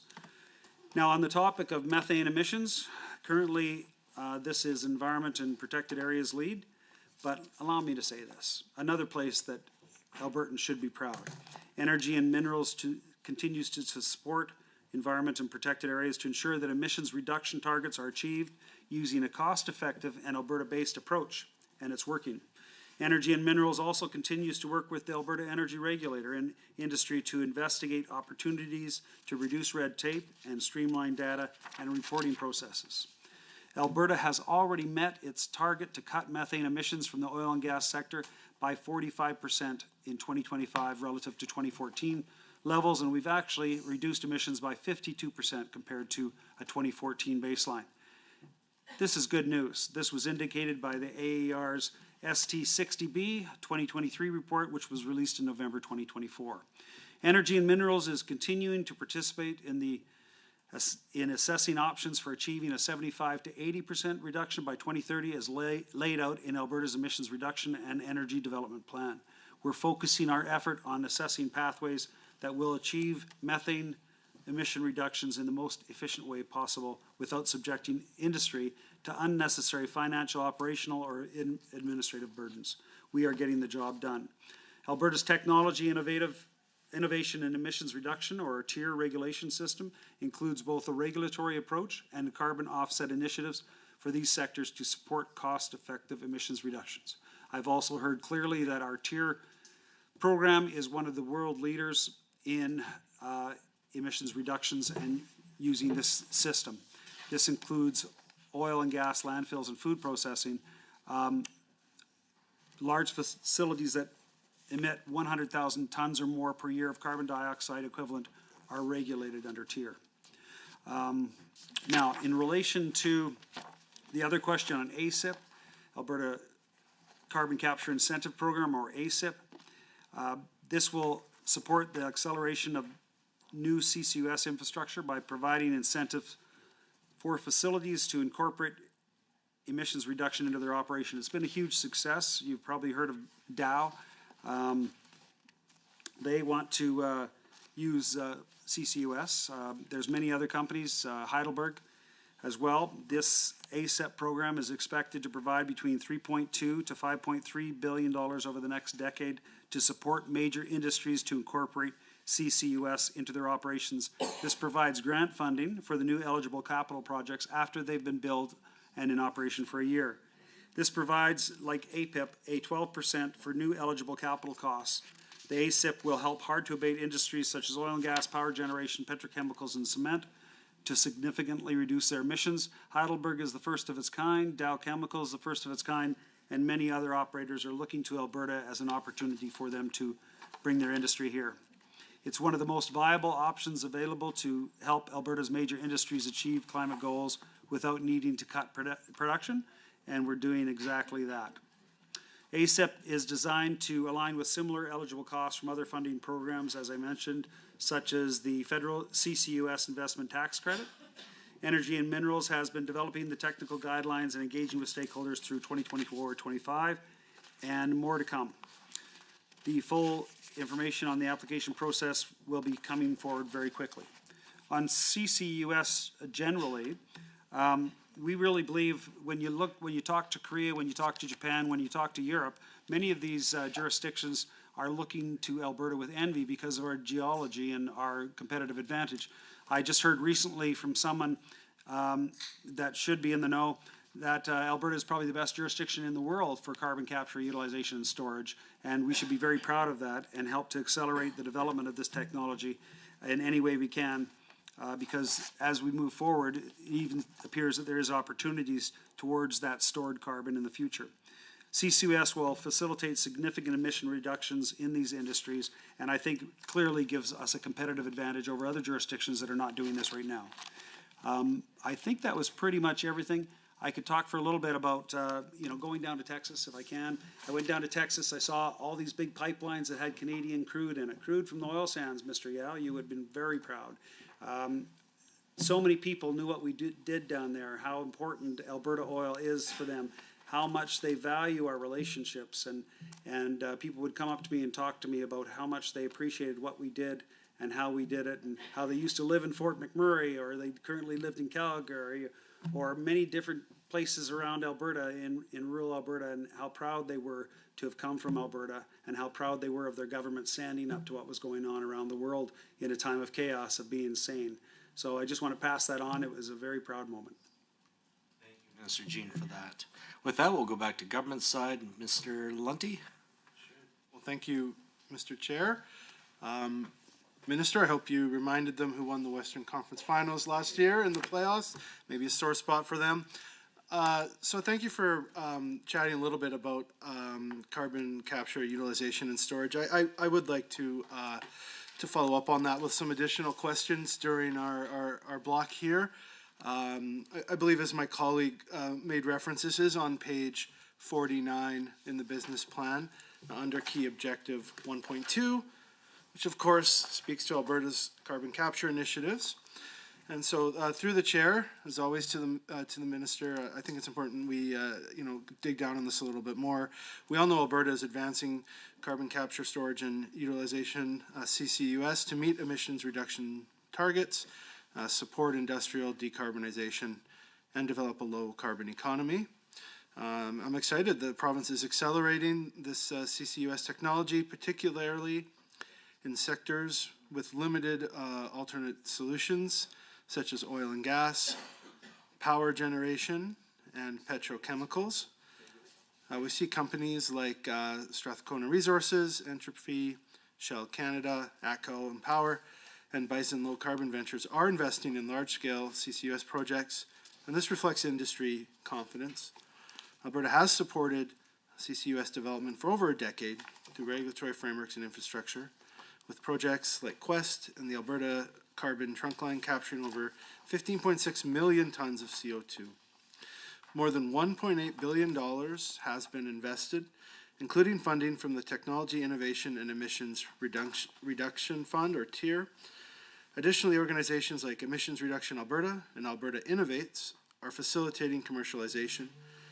In 2022, the government granted 25 evaluation agreements for carbon storage hubs, which will permanently store CO2 once operational. Companies are collaborating with the government to assess locations, and successful projects can apply for sequestration agreements to inject captured CO2. As our time winds down, I would like to ask through the chair to the minister. Minister, could you tell the committee what the ministry is doing to support CCUS over 25-26 in addition to the ASIP program? I think this is a natural continuation of these investments that we've seen. In January 2025, 3 major projects, Shell and ATCO's Atlas project and the Meadowbrook project and Enhance's Origin project, have secured sequestration agreements. These operators must obtain regulatory approvals for carbon capture, transportation, and storage. We're all excited as these hubs will help diversify Alberta's energy sector by supporting cleaner electricity and hydrogen production while reducing emissions in high-impact industries. Look forward to hearing from the minister. And with that, that concludes government members' first block of questions. We're now going to take a 5-minute break. When we come back, we'll start our second round of questions and responses.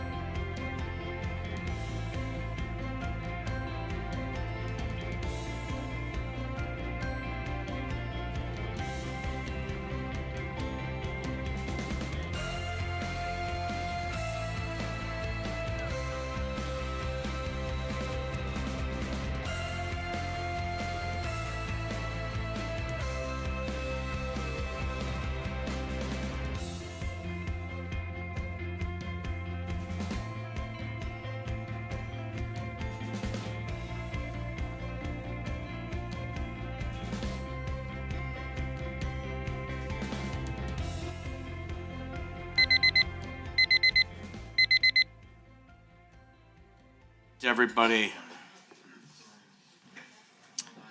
Everyone is absolutely enthralled by all this. Fantastic. We're now moving to our second round of questions and responses. The speaking rotation going forward will be the same as in the first round, starting with the official opposition, followed by members of the government caucus. However, the speaking times are now reduced to 5 minutes for the duration of the meeting. We will begin this rotation with a member of the official opposition who will have up to 5 minutes for questions and comments, followed by a response from the minister who may have up to 5 minutes. After both individuals have had an opportunity to speak once, we will then move on to the next caucus in the rotation. So with that, Ms. Aljunaid. Thank you, Mr. Chair. Before I go on with my question, quickly, just to correct public record, laptops are made of plastics, aluminum, magnesium alloy, and carbon fiber, so there are no steel laptops here today. But Mr. Chair, it's good to know, but Mr. Chair, I want to switch gears here a little bit. The Trump tariffs, point of order? Did they hear that? No. Mr. Chair, the Trump tariffs against Canada and Alberta are here. These are aggressive tactics against Alberta, against Canada. It will result into economic chaos for a very long time. Calgary ranks second among cities most vulnerable to U.S. tariffs in a report by the Canadian Chamber of Commerce. Of course, Alberta's oil and gas sector is quite vulnerable to the tariffs. The Trump aggression will impact Alberta's energy products, and in times like these, we need to be creating a thriving domestic sector that will be our best defense. And the resource revenue roller coaster is a constant challenge for us here in Alberta. So we can see that here in the energy budget. The bitumen royalty revenue has dropped by $4 billion from last year. That's roughly 24% less than last year, dropping from $16.96 billion in 24-25 to $12.8 billion in 25-26, as shown on page 79 of the ministry's financial statements. So if we look at outcome 1 in the ministry's business plan on page 49, it states attracting investments and working towards that objective. So through the chair, how does the minister plan to bring investments to Alberta as Canada is being attacked by the Trump tariffs? Is the minister looking at trade-exposed industries and regions, especially as Calgary and Lethbridge are the most exposed? What is the minister's plan to advance local energy projects that are shovel-ready? And I'm talking about all types of Canadian energy. It is our best defense and should be on the table to advance very fast. Mr. Chair, it is important to remember that this is the government that banned renewables for 7 months in 2023, then put some of the most punitive and destabilizing policies against this sector in Alberta's history by December 2024. And during and after the renewables moratorium, it is clear that the energy minister did not step in to expand Canadian energy and to save $33 billion of investment. That's an investment loss, squarely due to this ill-informed policy. So through the chair, what is the minister's plan to bring new investments, diversify our energy sector, and build a more resilient market from the tariffs? The 2025 budget does not show a plan to de-risk new sectors and start new industries, despite that objective 1.2 on page 49 mentioning the energy transition, and the minister has mentioned that a few times so far, and economic diversification. So I'm pretty pleased to see that. We'd like to see some action now. In fact, on page 77 of the estimates, line 4.1 of the Energy and Minerals Ministry, we see a cut to the mineral strategy from $15 million and $877,000 to $12 million and $200,000. Why the reduction, Mr. Chair? This is the Energy and Minerals Ministry. So through the chair, why wouldn't the minister be doubling down on critical minerals in these critical times and even de-risking the sector for private sector investments? The minister mentioned China. China has 82% control of the supply chain of critical minerals. We are in a race.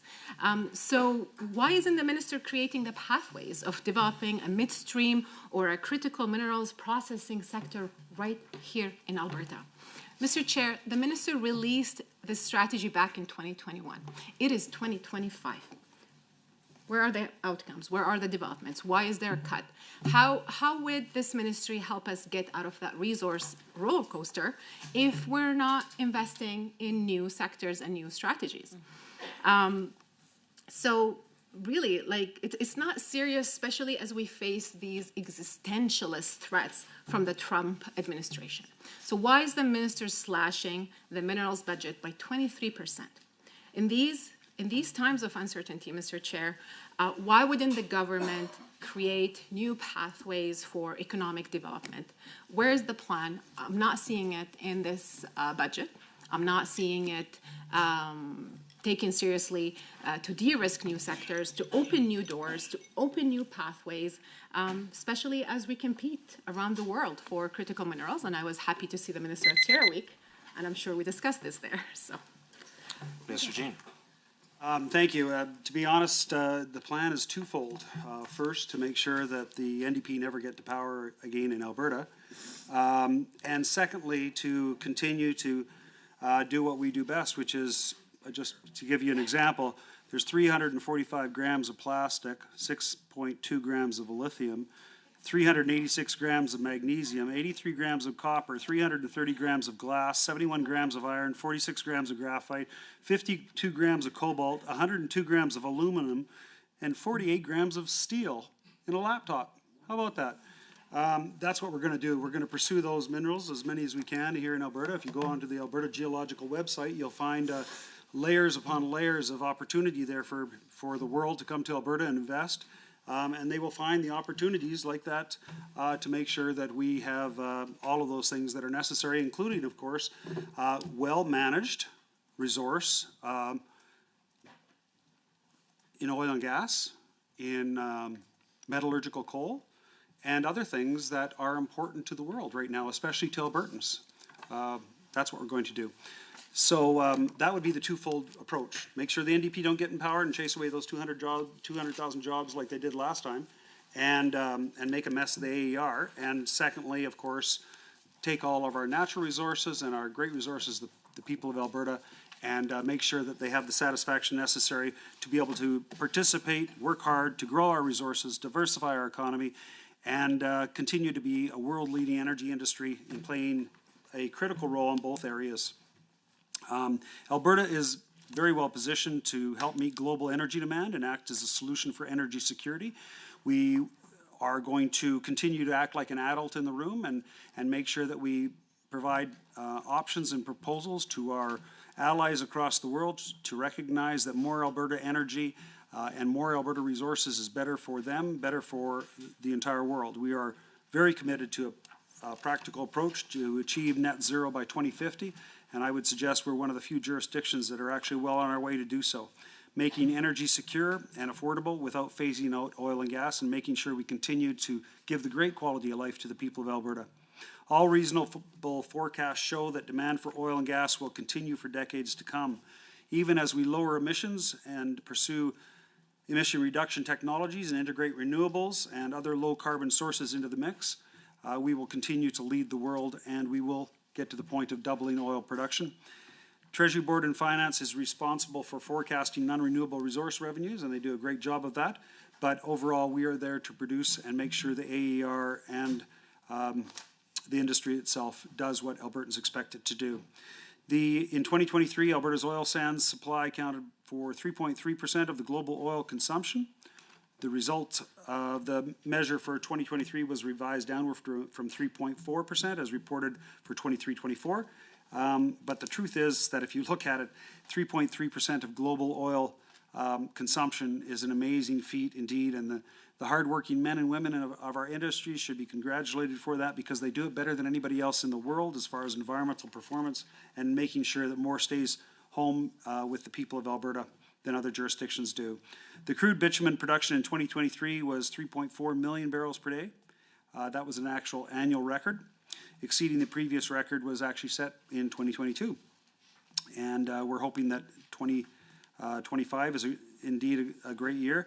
As you may be aware, 98% of the proven Canadian oil reserves is in Alberta, and Alberta accounted for about 84% of the Canadian crude oil production, and we're very proud of that, and we think that we've got a very good future indeed. Non-renewable resource revenue is a very important source of revenue, and over the last 20 years, from 2004-5 to 23-24, it accounted for between 6% and 41% of total Alberta government revenue. So it pays for the hospitals, pays for the schools, pays for the bridges, pays for all of those great things that we get here in Alberta to increase our quality of life. And I'm very proud of what the oil and gas industry does. But recognize that that number goes up and down because they are sensitive to changes in prices and technology and market conditions. So we have to make hay while the sun shines. And we have to make sure that we do everything we possibly can to use the expertise we have at the AER and the department to do the best job we can for Albertans. Thank you. Thank you, Minister. With that, we will now go to Government Caucus, and I see Mr. Lunty. Please go ahead. Just very quickly, Member Minister, do you wish to share or block time? Oh, I'm a block time guy. All right. Thank I'll you. assume it's blocked for the rest of the committee proceedings here then. So I'll find otherwise. Go ahead, sir. Thank you, Mr. Chair. It's feeling very blocky, which is great. Thank you, Minister. I would like to ask about the post-closure stewardship fund. This is on page 47, but before I dig into the important fund, I need to thank you and your officials, like the members opposite have done. I think that's really important. And in particular for my riding, Leduc-Beaumont, which of course is home to the Nisku Business Park, which plays such a key role in the energy economy in Alberta. We see lots of companies who supply and logistics to Fort McMurray and across the province. So I know that that's really important to my riding. Our Chamber of Commerce is very supportive of our energy economy here in Alberta. And of course, Mr. Chair, I will very, very, very shortly move on to the question on the fund. I did want to mention that we're having the first ever Nisku Energy Show in May 14th and 15th. Encourage everyone watching, please come to this show. It's amazing. Everyone in the riding is very excited. Now, through the chair, I would like to ask on the post-closure stewardship fund. As I mentioned, this is on page 47 of the ministry business plan. And it mentions that the department administers the post-closure stewardship fund, which I understand is related to carbon capture and sequestration or storage, or CCS, liability management in Alberta. So CCS plays a crucial role in reducing greenhouse gas emissions by capturing carbon dioxide or CO2 from industrial processes and power generation before it enters the atmosphere. CCS encourages the development and manufacturing of lower carbon energy projects by enabling cleaner production processes. Also, the government has announced a new fund that supports CCS. The Post-Closure Stewardship Fund in Alberta is designed to manage long-term liabilities associated with carbon sequestration projects, ensuring that costs related to site closure, monitoring, and risk mitigation do not fall on the province. As of January 17th, 2025, the fund holds $3.2 million, consisting of $2.9 million in levy revenue and $301,000 in interest. Operators of carbon sequestration projects contribute to the fund based on the amount of CO2 they store, with Shell Canada's Energy's Quest project being the only contributor to date. The Quest project, which captures and stores about 1 million tons of CO2 per year. The fund is periodically reviewed by Energy and Minerals, accounting for inflation, interest rates, and risk factors. As more sequestration projects, including storage hubs, begin operations, the fund is expected to grow. My question through the chair to the minister is, given the importance of CCS to reduce emissions and encouraging the manufacturing of lower carbon energy projects, could the minister please tell us the purpose and benefits of the fund? Additionally, could you tell us what the fund's current value is? So I certainly look forward to hearing from the minister on that initiative. And I'd like to close my time with an additional question related to energy security, which is always top of mind with our government. We know with the current geopolitical events how important energy security is. And through the chair, I'd like to make a reference to the second paragraph of the mandate and structure section on page 47 of the ministry business plan, We know that Alberta is one of the largest and most responsible oil and gas producers in the world. We provide some of the most ethically produced energy on the planet. And we're doing this at a time when geopolitics are as noteworthy as they have been in recent years, with oil and gas playing a central role. We're even seeing this in North America, with the unjustified tariffs coming from our closest ally. At the same time, oil and gas is constantly under scrutiny right here at home from those across Alberta and even across Canada, and unfortunately, I do have to say, across the aisle. This is despite the critical role our energy projects, be they natural gas or bitumen, or critical minerals like lithium and metallurgical coal play to our economy.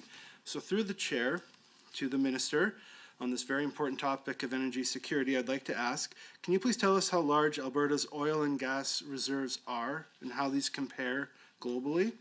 In addition, could the minister, can you tell us how important the development of critical minerals are for Alberta and Canada when it comes to energy security? And can you tell us how your ministry is navigating energy challenges and how it will protect the interests of Albertans?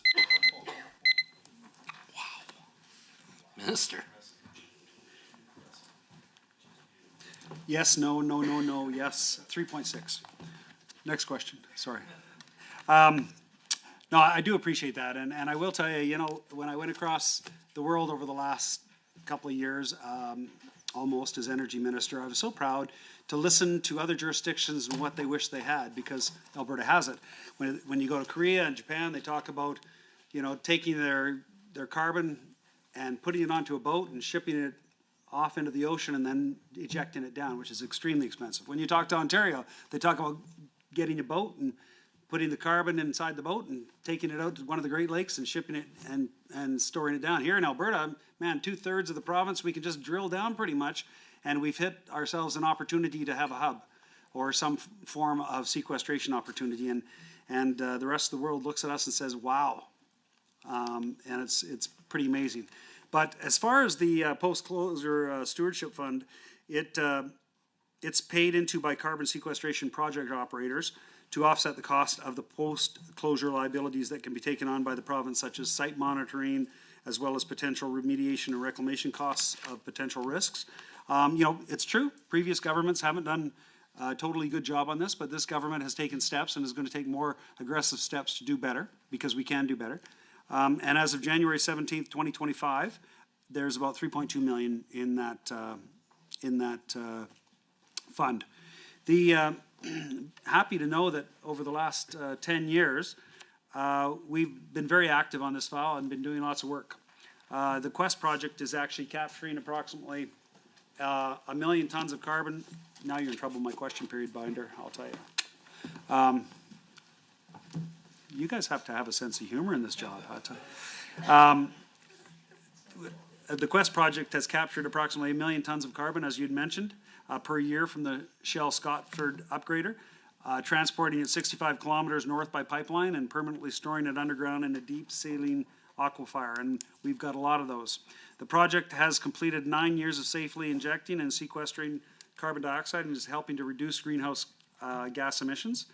The project is operated by Shell Canada, and we're very glad to partner with them. And they've contributed about 2.9 million to the fund since beginning operation in 2015. And they've also sequestered 7 million tons of carbon at a rate of 23 cents per ton of carbon dioxide for a fund contribution of 1.8 million.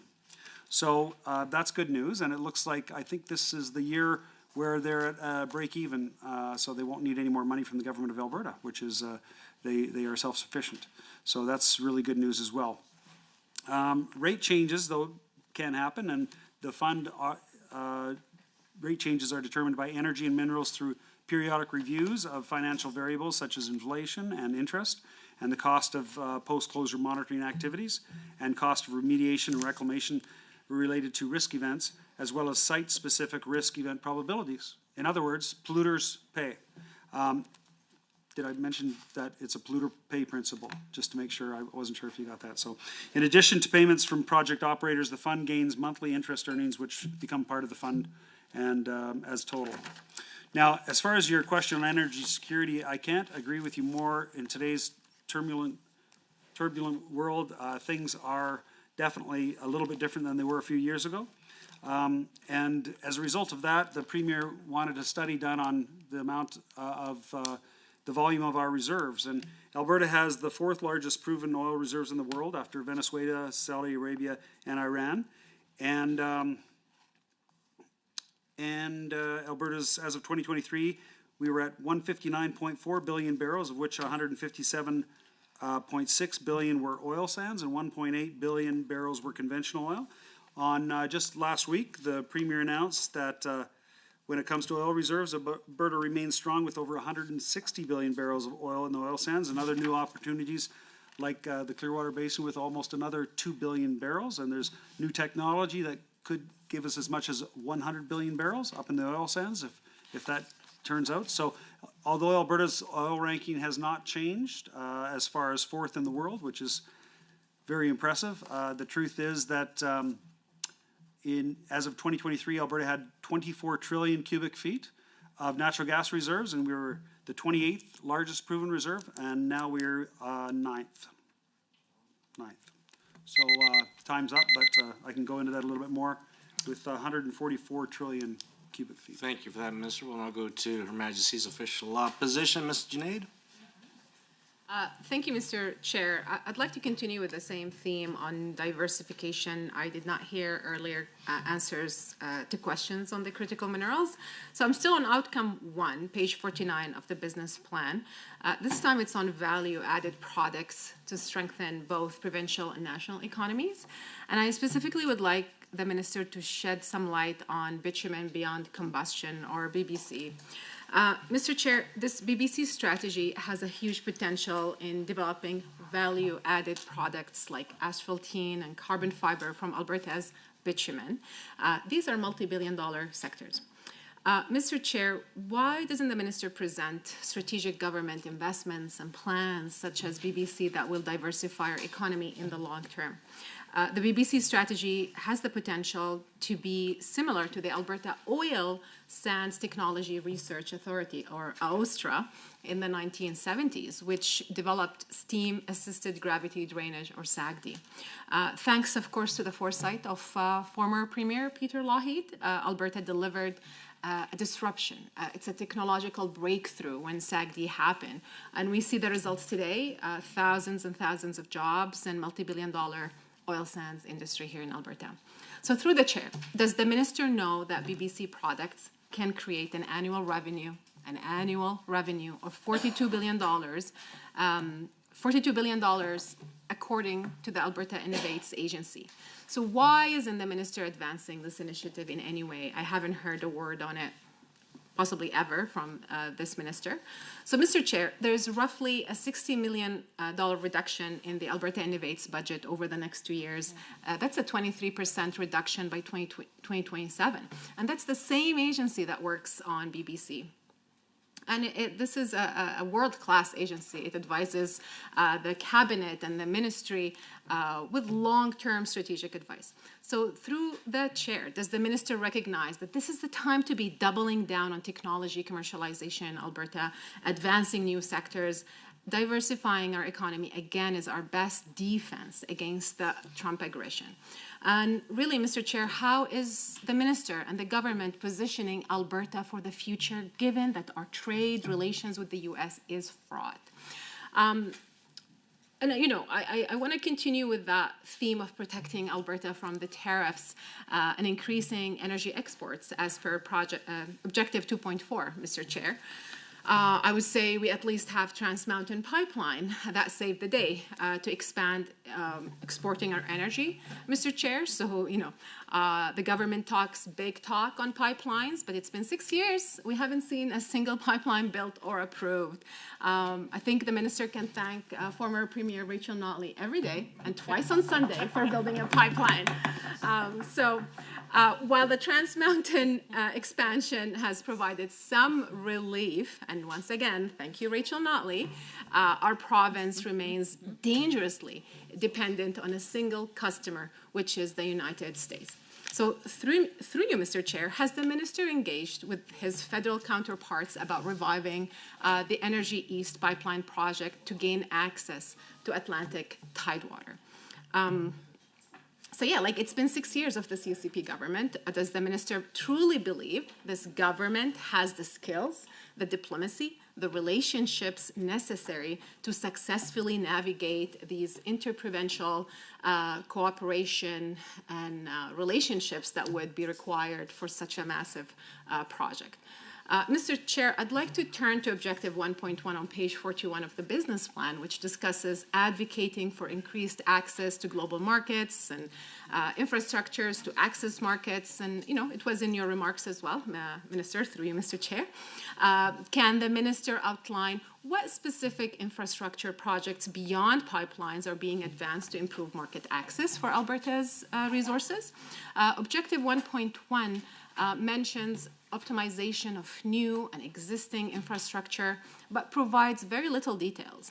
So through the chair, can the minister provide specific examples of how existing infrastructure is being optimized and what measurable targets exist for increasing export capacity in the next 1 to 3 years?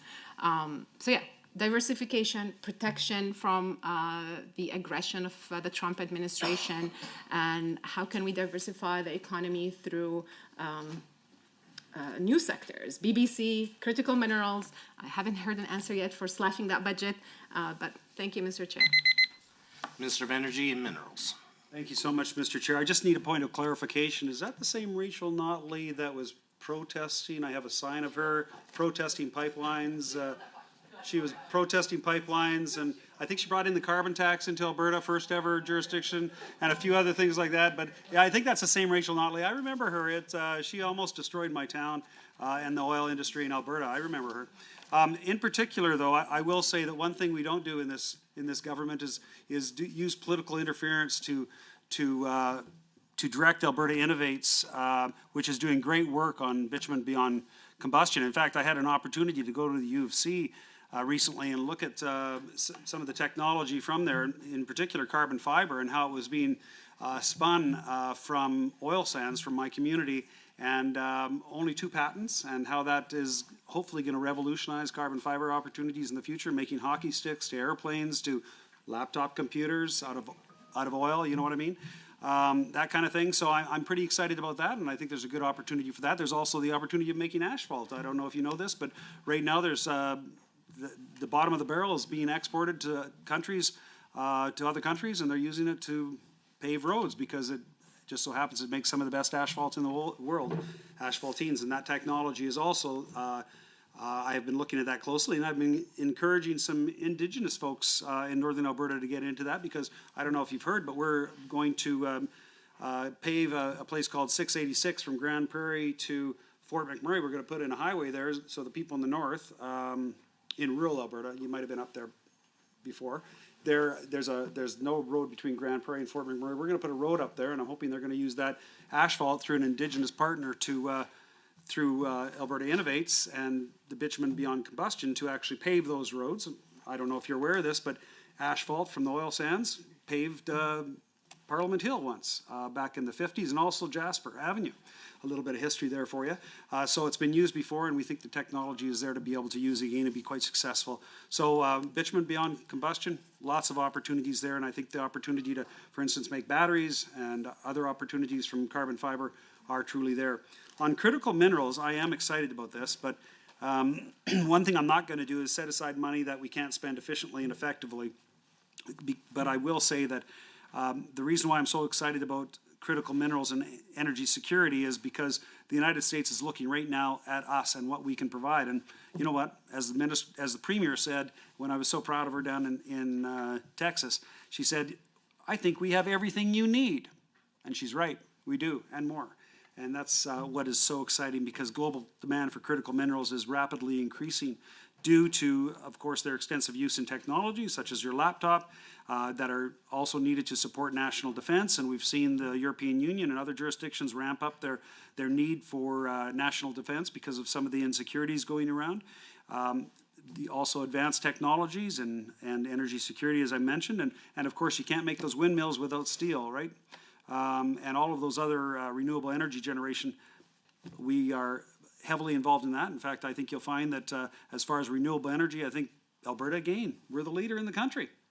Pretty amazing, actually, when you think about a population of 5 million people leading the country in so many different aspects. Very proud of what we're doing here in this government and in Alberta.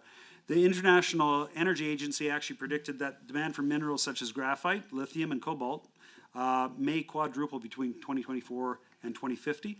Critical minerals are increasingly being used as geopolitical bargaining chips with China, restricting or banning exports, which, as many of you know, has been taking place. And we need to be careful, and we need to be sure that we can provide our allies with what they need, and we can. And we're hoping that they will see that and come up here and invest in the great opportunities that Alberta provides and create those great jobs that Albertans need. The U.S. and Western economies' supply chains are very vulnerable with limited alternatives, and that makes Canada a well-known and well-endowed opportunity with critical minerals and developing those supply chains that support those key sectors such as energy, agriculture, advanced technologies, and national defense, as I mentioned. I don't know if you're aware of it, but another great story is Fortune Minerals, which has received an investment by the government of the U.S., by the U.S. Administration. They have invested here in Canada to make sure that they take steps on some of those critical minerals.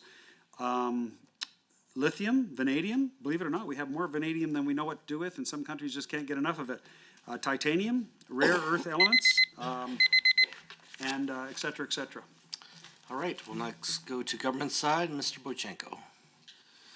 All right. Good evening, everyone. Hi, Minister.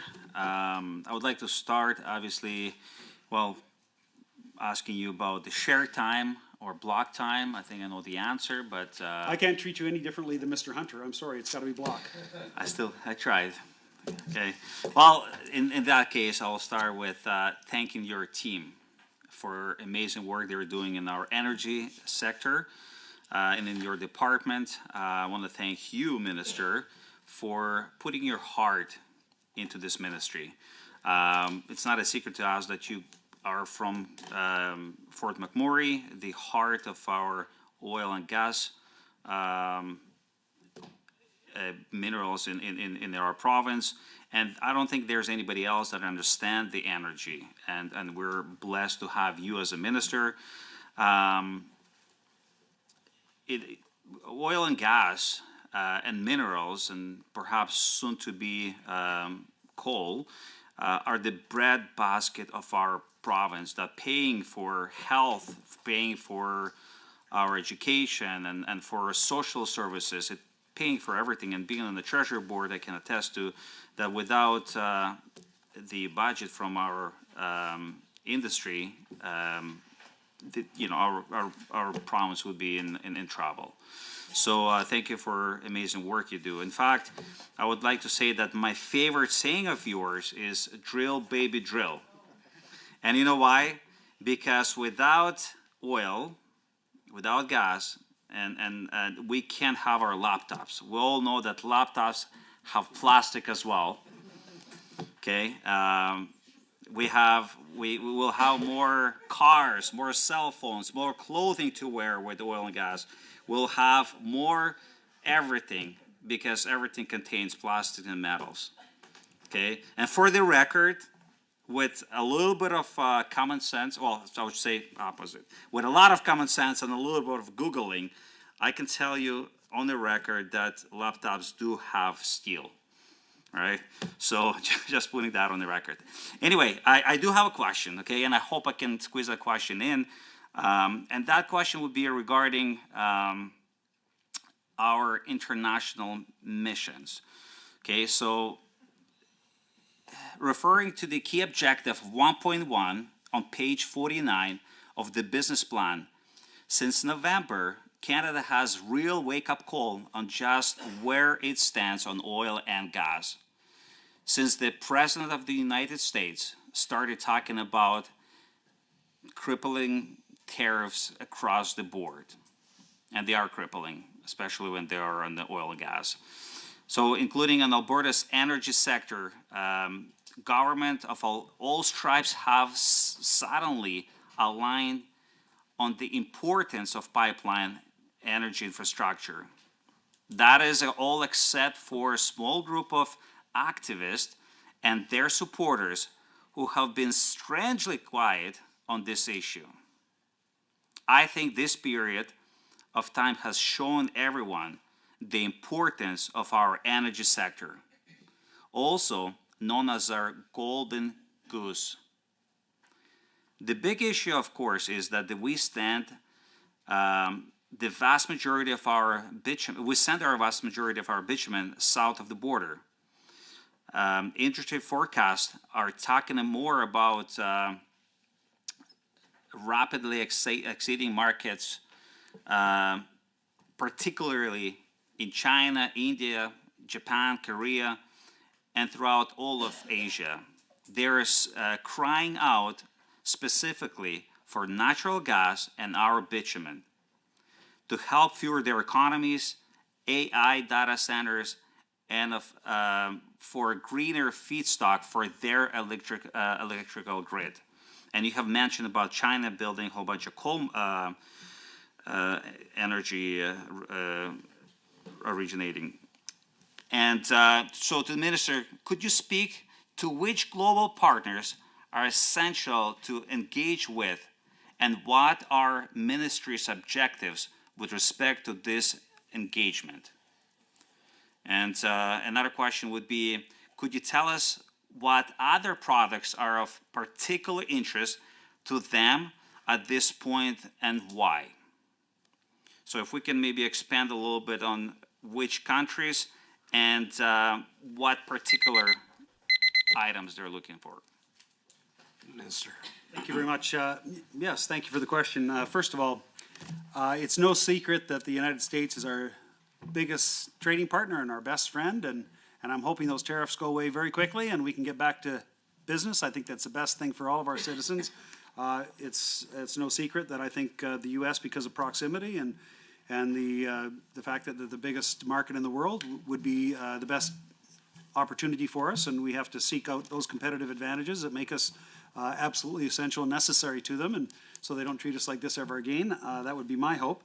But, you know, we do have to look at other markets, and just like we have to look at bitumen beyond combustion and other opportunities for our natural resources, we have to look at other markets for those natural resources when we get them produced and out of the ground.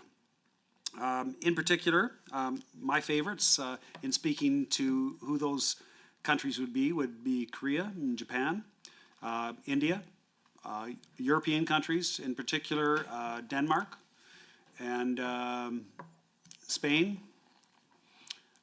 There are a lot of different countries that we fit very well with, and in particular Asia, where our natural gas sometimes trades for 10 times more in that market than it trades for here domestically. So if we can get it offshore through LNG, and we are seeing strides that way now, and if we can start having, you know, opposition parties from wherever they may be from, possibly the NDP from BC, maybe we could have our friends from the NDP in Alberta talk to them about pipelines and the opportunity of pipelines. I heard today from one of our members that she's in favor of pipelines in all directions. That was great to hear. I'm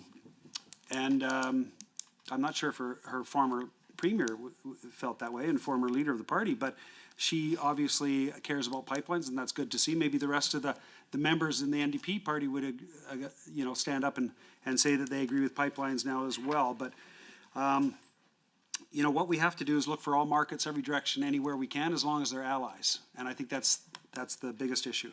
And how do we encourage our allies to help us with that? Right now, there are opportunities through some government organizations in some of our allies that want to see this critical infrastructure so much that they're prepared to invest in that critical infrastructure.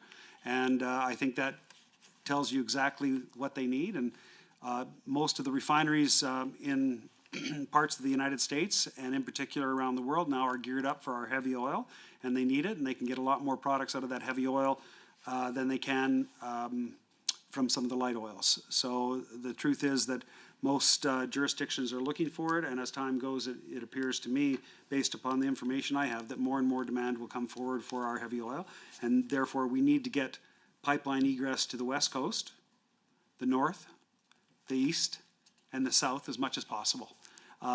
Because, you know, if we don't have egress, we're gonna see bottlenecks again, and we'll get less than market price for our product, and we can't see that. So we need to look at all opportunities, and the Premier has made it very clear that she wants to double production, and we're on our way to that. We believe that by 2028, 2030, we'll probably be up to 6 million barrels a day, 5.5 to 6 million barrels a day. And it'll take us, we can do that with some tweaks and some efficiencies, and working with industry to try to find where we can find that low-hanging fruit to increase production and distribution. And then in the coming decade, we'll probably see ourselves get up to 8 million or more, depending, of course, on what egress options are built. And hopefully, most governments around Canada will see the great advantages of building west, east, north, and south, and they will encourage that to happen. And we're hoping that some of those restrictions will be eliminated once the current federal government and their ally in Ottawa is eliminated. So one of the things that the Premier has told me to do in our international engagements is to ensure those people that are talking to us that they recognize that Albertans are the owners of these natural resources, not Ottawa, and therefore they should be talking to us as a key part of the solution to meeting global demand and ensuring affordable, safe, secure, and reliable energy supply, and promote Alberta's plans to increase the value and energy of energy and minerals that are found in Alberta, and how we can do that is very evident in making sure that we find as many markets as possible for our product, and ensure that Alberta is the leader in all of these different technologies that are important to the world. All right, back to the New Democrat Caucus, and Mr. Ip, you have the floor. Thank you, Mr. Chair. I would like to focus my set of questions on the issue of inadequate and lack of Indigenous consultation. On page 47 of the Ministry Business Plan's mandate, it states that the Ministry strives to leverage Alberta's natural advantages through a predictable and streamlined regulatory environment that encourages the development of various finite natural resources. It later states that there are new regulatory frameworks for emerging resources to provide new investment with regulatory certainty. My question is related to the already concerning lack of Indigenous engagement, and whether this government recognizes that the Natural Resources Transfer Act was done without any consultation or input from First Nations in this province. It is worth noting that under Section 35 of the Constitution Act 1982, the Crown has a clear duty to consult Indigenous communities before approving projects that may impact their rights and land use. So through the chair to the minister, why has this government forgotten yet again Indigenous nations when it comes to energy and mineral development? Curiously, the budget documents have zero reference to the legal responsibilities of this government when it comes to energy exploration. I know that through the cross-ministerial work that Indigenous Relations prides itself on, the ministry would certainly know that the chiefs have been clear and continue to be clear that no nation in the province of Alberta has ever ceded, surrendered, or given up the rights to any natural resources. Through you, Mr. Chair, does the minister believe that Indigenous nations are not entitled to the splendor of the wealth that this province willingly takes, as quoted on page 47 of the Ministry Business Plan, to, quote, support Albertans' high quality of life and the prosperity of the province? Mr. Chair, the NRTA was passed without the free, prior, and informed consent of First Nations, and I must stress it does not override treaty rights.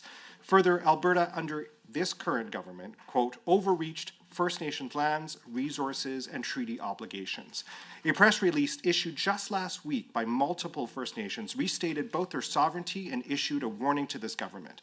While I appreciate that on page 47 of the Ministry Business Plan it alludes to Indigenous peoples in Alberta having opportunities to participate in and benefit from a strong, diversified energy and mineral sector, I do not see anything in this budget that would demonstrate a commitment to this. So through you, Mr. Chair, where can we find the line items in this budget that clearly show the minister's commitment to developing opportunities for Indigenous people in Alberta?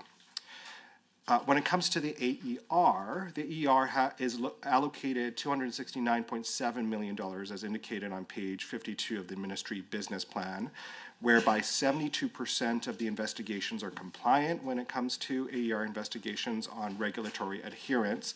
But I should note that it took 2 years from the first imperial spill in the territories of the Athabasca Chippewa First Nation and the Mikisew Cree First Nation for a fine to be levied against Imperial Oil.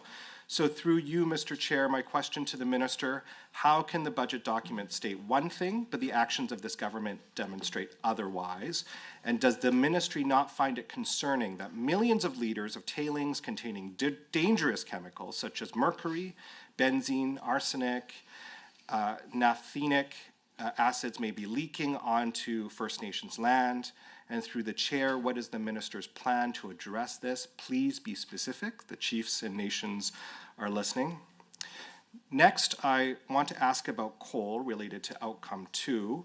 With the most recent flip-flopping on coal by the government in the Eastern Slope, which not only violates treaty rights, also binds Albertans via policy to force Albertans into a lawsuit of this government's own making, I might add, putting all of us between a rock and a hard place. I note that on page 77 of the energy estimates, we see $56.6 million allocated to energy policy in Program 2.2. The Blood Tribe, on February 4th, 2025, has issued they are unequivocally against coal development in the Eastern Slopes. Minister, a vast majority of Piikani members that comprise the Piikani Mountain Child Valley Society adamantly oppose all coal mining activities along the Eastern Slopes. That includes Grassy Mountain. And our colleague MLA Arkan Paul has engaged in consultation with Indigenous peoples on this important issue. And it's clear that a government-to-government relationship is not being respected into the Piikani, in Piikani. So through you, Mr. Chair, what is the government doing to set benchmarks to ensure? Mr. Minister. Thank you so much. It's pronounced Mikisew. They're a band up in Fort Chipewyan. If you ever get a chance to go up there, I've gone up there 20 or 30 times. It's incredible fishing. The largest lake trout ever in the world was caught from there, 104 pounds, believe it or not. They also share that same community with the, as you mentioned, the Athabasca Chipewyan First Nation. Actually, I met with him 2 hours ago, the chief of that particular band, Alan Adam, and 3 of his council members, and some of his business people in my office not far from here. He has my phone number. He's been calling me for 30 years because we grew up together along with most of the other people in that area. And, you know, he actually is very interested in some of the things you talked about, in particular economic development, in particular making sure that he had an opportunity to participate in the wealth that's being generated there. And we had those frank discussions, and I'm excited about the opportunity that he and his community have, as well as the Mikisew Cree First Nation and all other First Nations in Alberta. I'm very pleased to work very closely with Rick Wilson, the Minister of Indigenous Affairs, and I've heard no less than 3 different chiefs during my time in this ministry tell me that we are the best government that they've ever worked with in Alberta. And they have clearly indicated how pleased they are with the Premier, how pleased they are with this government, how pleased they are with the Alberta Indigenous Opportunities Corp that is lifting many of them out of poverty, which obviously gives them an opportunity to participate to no cost to taxpayers unless something goes wrong, and we're making sure that every deal is the best deal. And the Piikani in particular, they have indicated, most of them, that they're very interested in the development in their communities, and I'm excited about those developments, and I wish we could move forward with them a little bit more quickly, but we have what is called the rule of law here in Alberta, and we let people have their opportunity to say things and to put forward their point, because everybody's point is important, just like everybody's point in relation to the environment and the economy is important. I'm so proud of how well our industry does with Indigenous participation. I've seen it up in Fort McMurray over the many years. My good friend Tanny Yao has seen it as well, where Syncrude used to have an 8% hiring quota for Indigenous folks out of their 3,000 or 4,000 people that were hired locally back in 1980, 1985, before it became popular, I might add. And then they went up to 10%, and then I think they went up to 12%. I don't know if they even do % anymore, because there's such a large portion of their workforce that's Indigenous, just like CNRL, just like Suncor, just like most of the large energy producers up there, like Imperial and others, that fortunately do a lot of training for these Indigenous folks and bring them into the workforce, as well as sell billions of dollars of product to them, or buy billions of dollars of product from them on a daily basis. I've actually seen it happen over the last 50 years where these Indigenous communities have been lifted out of poverty and are part of the workforce and the people of Alberta, and I'm very proud of that, and it's this government in particular that has done that through economic reconciliation. I had the pleasure actually of talking about this not long ago when Fort McKay announced their intention to build an oil sands mine, and I was quite moved by that, actually publicly. It made me choke up because it's such a big deal. And I'm so pleased with what they're doing up there because we do it better than anybody else on the planet, and we also share it with Indigenous people. What a novel concept. So I'll just say that nobody does Indigenous participation better than we do here in Alberta. And BC, Saskatchewan, the Government of Canada, and other jurisdictions around the world are taking note of what we're doing here, and they're emulating that. I wish they would emulate some of the other great practices we have, and I wish the NDP would do that too. When they talk about pipelines, and on one side they protest, and on the other side they talk about how wonderful they are. I wish they'd get their act straight and just get out from behind the placards and support our industry, our hard-working men and women that need pipeline egress in order to keep their jobs. And right now, although Edmonton and Calgary is doing quite well, there's some parts of this province that aren't doing quite so well. And those parts are rural Alberta. And we need to focus a little bit more on rural Albertans, including the Indigenous and the Métis people of this great province, because we do lead the world on this, and I'm not going to apologize ever for leading the world on great Indigenous consultation and making sure they participate and we reconcile as much as we possibly can and work together for a better future.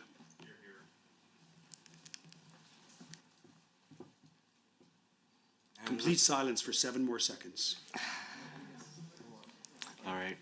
And with that, we'll now go to the Conservative Caucus, and I see Mr. Sear. Block time, Minister? Oh, Mr. Sear, great to see you. Minister, I will say that it's great to hear the level of consultation. I've got 4 bands that I'm very, very proud of. Frog Lake, Cold Lake, Cohewan, Saddle Lake, 2 settlements in mine, Elizabeth Settlement, Fishing Lake. When it comes down to it, there is always the isolated consultation disputes, but I will say I've heard from my region at least that that we're doing a better job than anybody else. So to hear you voice that, sir, and how well we're doing with our region, at least up in the Northeast, I'm thankful for that, sir. And I'm thankful for you to communicate that out because unfortunately there's misinformation or disinformation coming from the NDP on this side. One of the things I'd like to touch on is we did have a abandoned well up in one of my towns, Bonnyville. And what happens is that one of these orphan wells, unfortunately, it started leaking natural gas. And what I will say is that the AER and the Orphan Well Association came in and they worked with my municipality and my office, sir. I'm going to tell you, sir, I know that this is an independent agencies, both the AER and the Orphan Well Association, but what I will say is that they've done stellar work. And I'd like to call out one of my local AER managers, Colin Woods, great guy. He's been working really, really hard for the AER. And I'd like to talk about Lars DePoe from the Orphan Well Association. What happens is that from your leadership and the frameworks that you set, they're able to be successful in my local area. And I'm thankful for that. And you know what, when it comes to the NDP, they continue to promote the AER and then they slam them. Same thing with the Orphan Well Association. I don't believe they're giving them the credit they are. These are world-leading experts that I've found in my area. And I think that you've done a great job in promoting them, sir. I also would like to discuss really quick the Pathways project up in my area, in our area, actually, sir.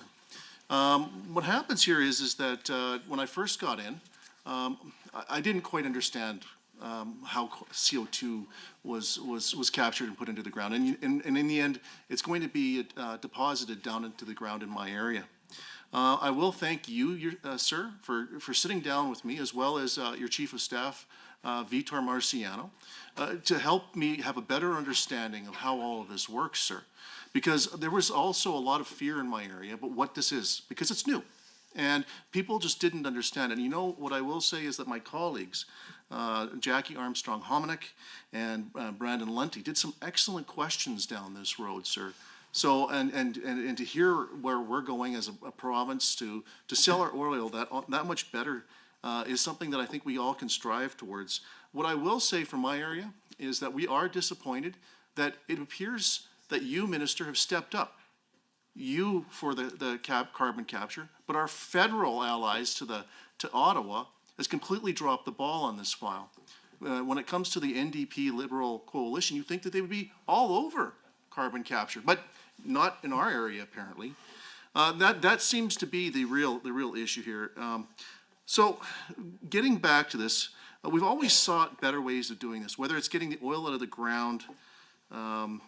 Or leading oil well reclamation, as we were talking about, or being on the leading edge of carbon capture development. It is critical that we constantly are looking ahead for ways to stay above the curve, searching for efficiency, scouring for a better way to deal with for Albertans who own the resources and power our society. Key objective 1.3. That the Minister of Energy and Minerals will modernize, optimize the management of non-renewable resources and exploring effective, efficient, consistent opportunities that projects and values of the economy benefits for Alberta.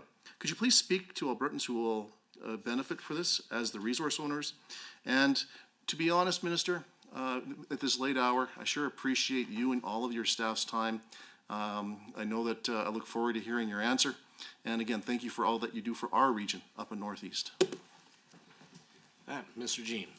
And thank you. It's not an easy thing to be a politician. It's even more difficult to do the great job of the people around me. I'd like to take all the credit. I really appreciate everybody saying nice things about me, but the truth is all the folks around me and behind me are the folks that really make this happen. And they do really, really good work, and I think we should all be proud of our public service. They actually have to, I get paid for this, they don't. The abuse is free for me, but they shouldn't get it. So I just say, as you go forward, recognize that they work extremely hard, and only about 10% of what they do actually ever gets to the public, because they work so hard. First of all, I'm excited about Pathways. The opportunity to be the biggest sequestered oil field in the world. That's amazing. Sequestering 70 to 80% of the emissions from the top 6 oil producers in Alberta. Wow, that would be nothing short of incredible. And you know, if the federal Liberals who have been propped up by our friends the NDP in Ottawa keep their promises on ITCs and contracts for differences, then we could have Alberta's oil sands be the first carbon-abated major oil field in the world. And I think that would send a very strong signal to other markets and other producers. Pathway wants to do this. Alberta wants to do this. Now, Ottawa has to step up with both the ITCs and the contracts for differences in order for it to happen. And it's an aspirational project and the biggest project of its kind ever. I'm hoping that they can speak to their party leader, Jagmeet Singh, and make sure that he comes forward and endorses that policy as well. CCUS will play a critical role to help Canada and the world reach emissions reduction targets. The rest of the world knows it, and I think the truth is that the carbon market know it and the financial markets know it. And we're going to see a change as the world goes forward, notwithstanding some of the other jurisdictions and where they're going. We have a proven track record, and it's recognized by the world. And we think that having an abated oil field will help us sell our product. And we also believe that we'll get a premium price for our petrochemicals, especially if they're net zero petrochemicals. We want to see Pathways go ahead, which is why we created the ACIP program. And it's been taken up by a lot of folks. And we're hoping that it continues to be successful. The modernization issue in particular, you know, it's no secret that the Premier has tasked many of us to modernize and to create efficiencies and to make sure that we respond to the needs of Albertans on our files. Our priority remains focused on ensuring that the management of non-renewable resources benefit Albertans, and as they are, as I mentioned several times, the owners of these resources.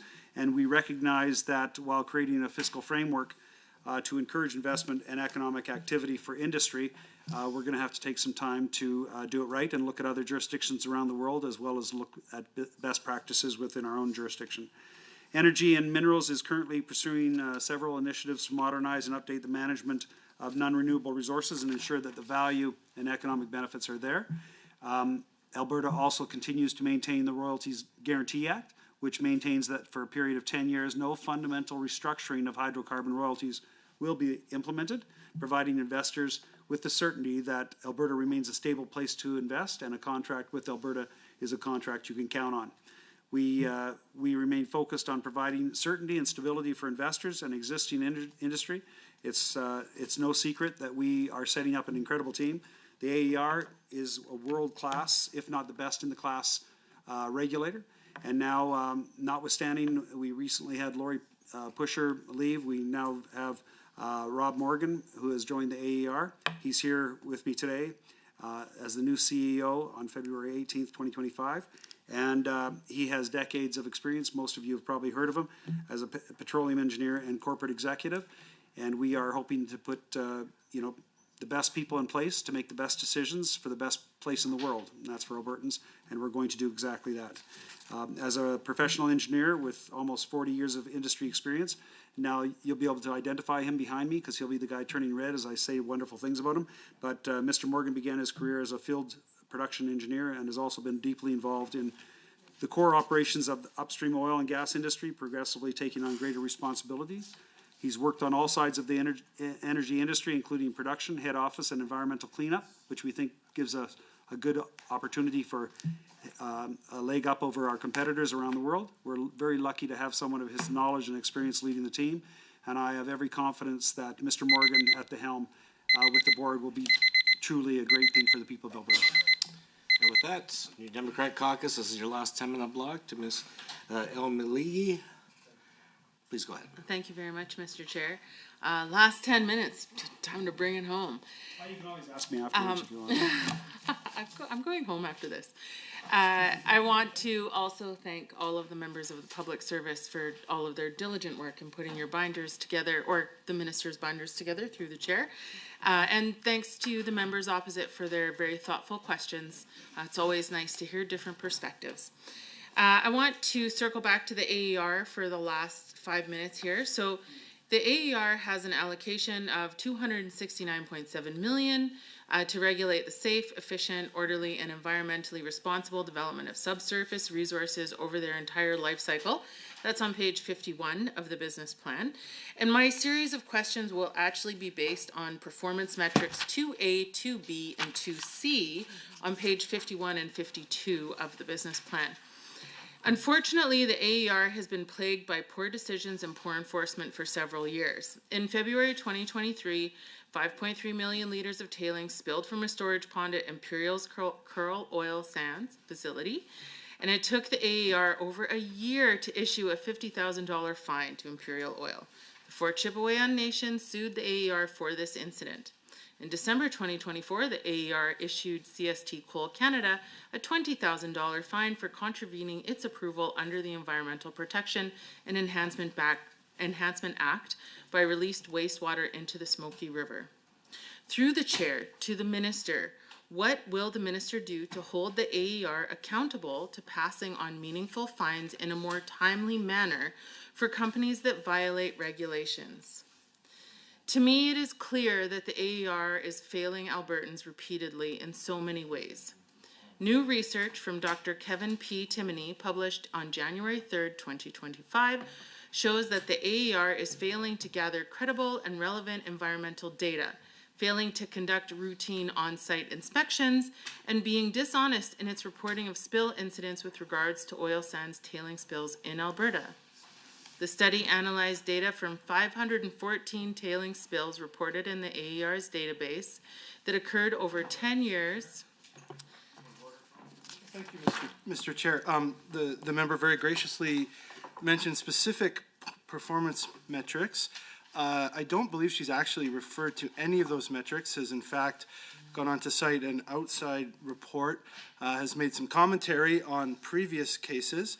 I think we'd all appreciate if she would like to tie an actual question to these performance indicators instead of taking quite a large, sorry, this is 23B. Member opposite is asking a line of questions which is outside of the scope of the committee.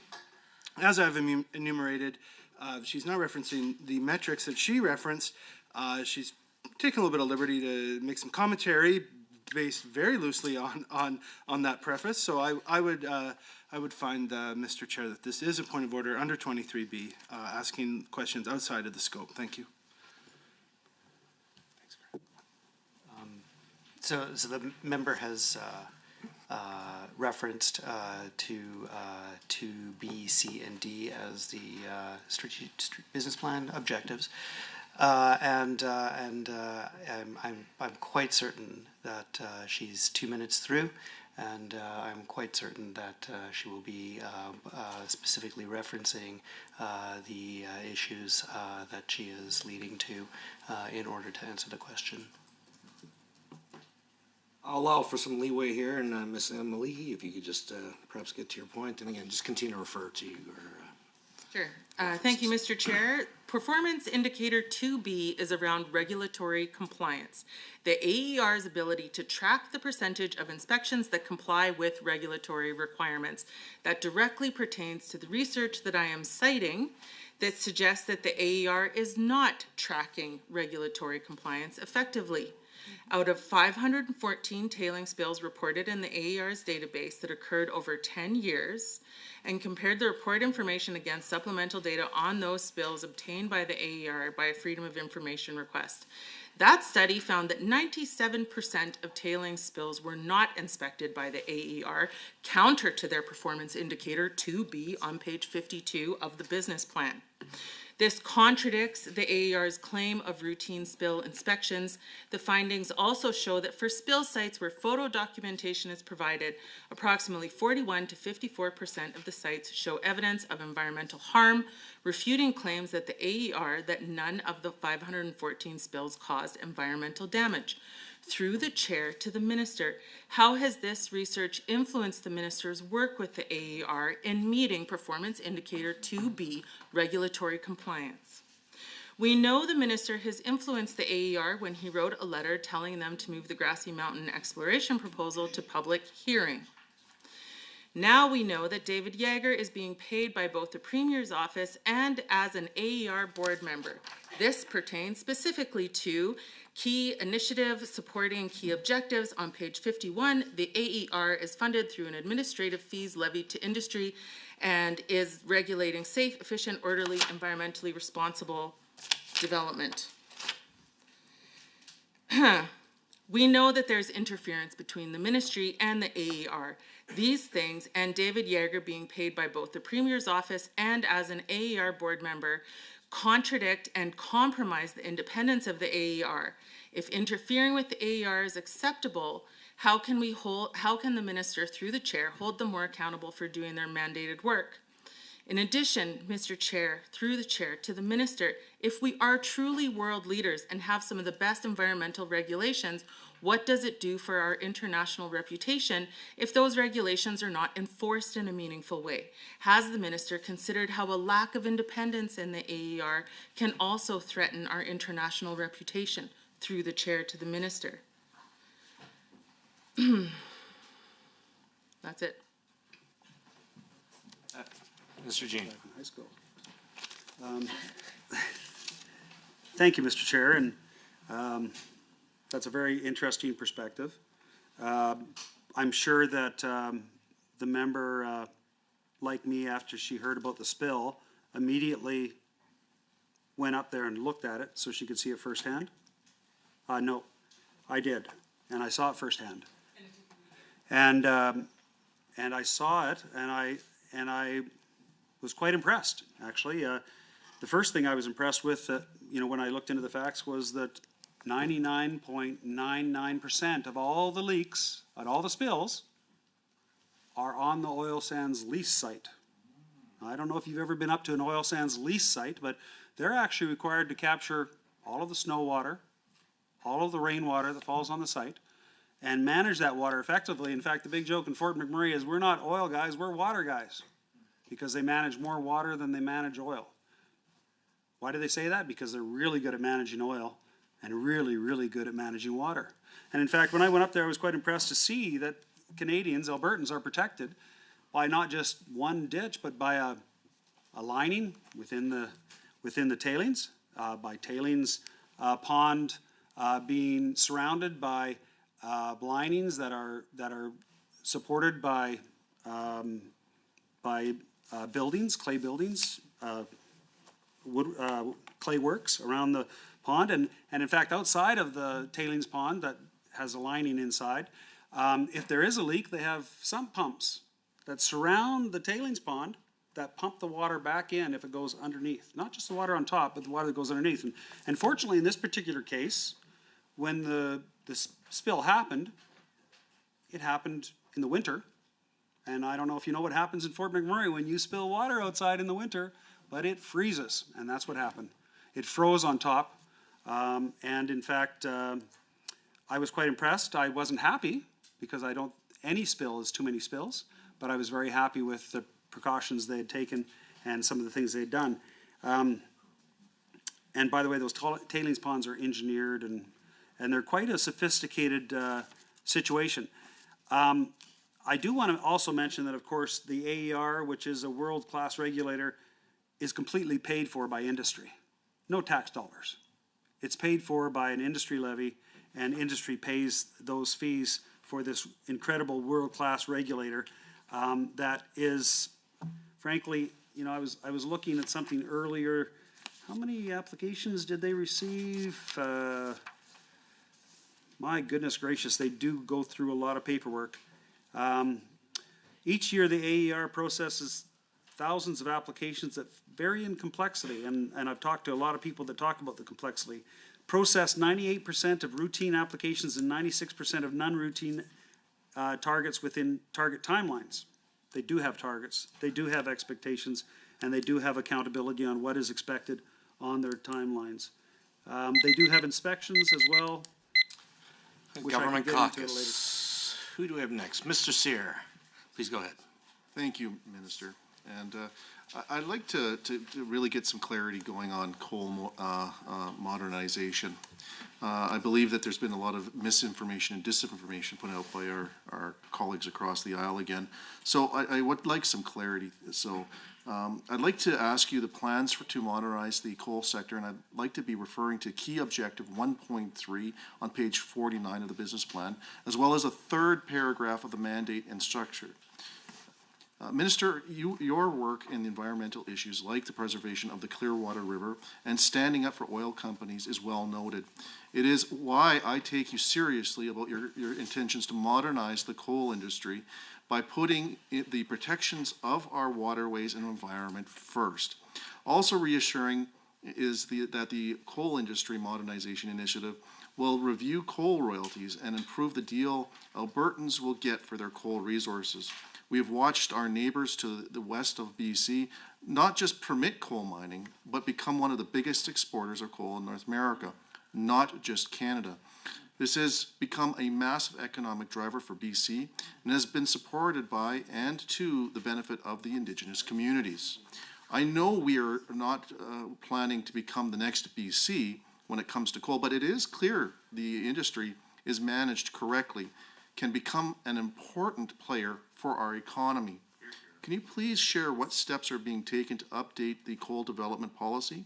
What work will be undertaken by the ministry to ensure that environmental protections are in place while driving investment in a responsible way for coal development? Additionally, how did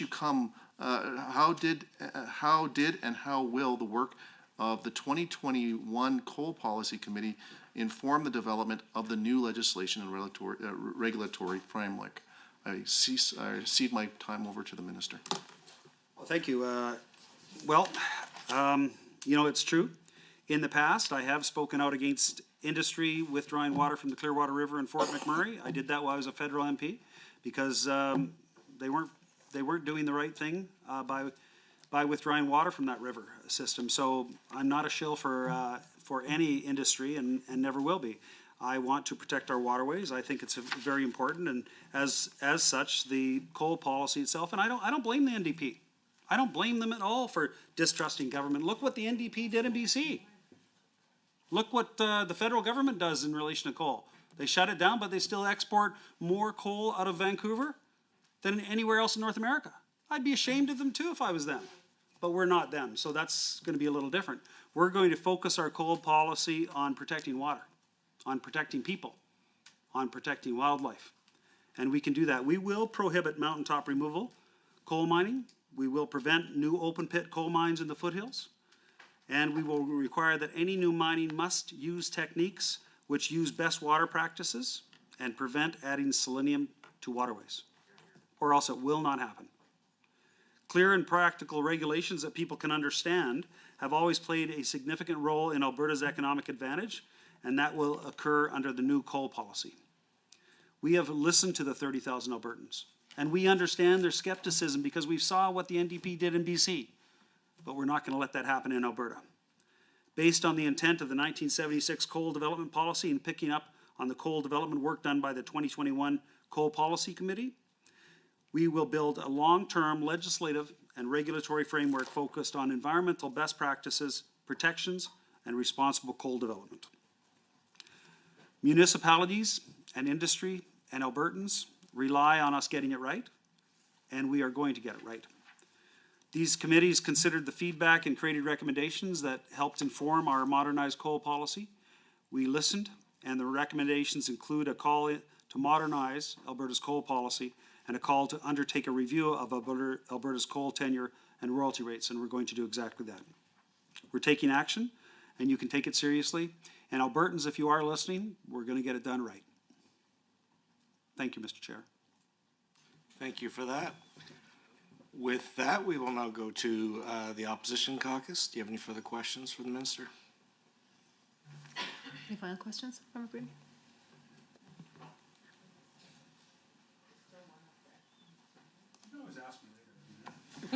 You want to go home? Is that what it is? I still haven't gotten an answer, actually, for why, through you, Mr. Chair, why did the minister cut the critical minerals budget? That's a 23% slashing in the budget. That's item 4.20. I heard you speaking about, I heard the minister, through you, Mr. Chair, about getting critical minerals done, but the budget is actually reduced from last year. And I did not get, I asked 3 times, this is my 4th time, so here we are. I'll give you the answer I said already. What I said was I'm not going to waste money if I can't spend it effectively and efficiently. We have a very ambitious agenda right now, and we budgeted some money for the Minerals Initiative, and we weren't able to spend that because that initiative didn't move as quickly as we would have liked it to have moved. But the truth is that money will be spent in future years as that initiative moves forward. But as I said, I do not waste money. So I did answer your question, but you didn't link the two. But I would say as well that the mineral opportunity for Alberta is truly in the processing of minerals. And in the Edmonton area in particular, where we have CCUS opportunities, where we have inexpensive energy, where we have people and experts. In fact, right now in around Edmonton, Sherritt takes silver from Cuba by ship up to the East Coast and takes it across to Edmonton by train and processes it in Edmonton because it's so important how they do the processing. And we see that in future years, Edmonton will be a hub for North America for critical minerals, for oil, for gas, and for metals. I apologize for the interruption, but I must advise the committee at the time allotted for consideration of the ministry's estimates has concluded. I'd like to remind committee members that we're scheduled to meet tomorrow morning, March 19th, 25, at 9 a.m. to consider the estimates of the Ministry of Treasury Board and Finance. Thank you, everybody. The meeting is adjourned.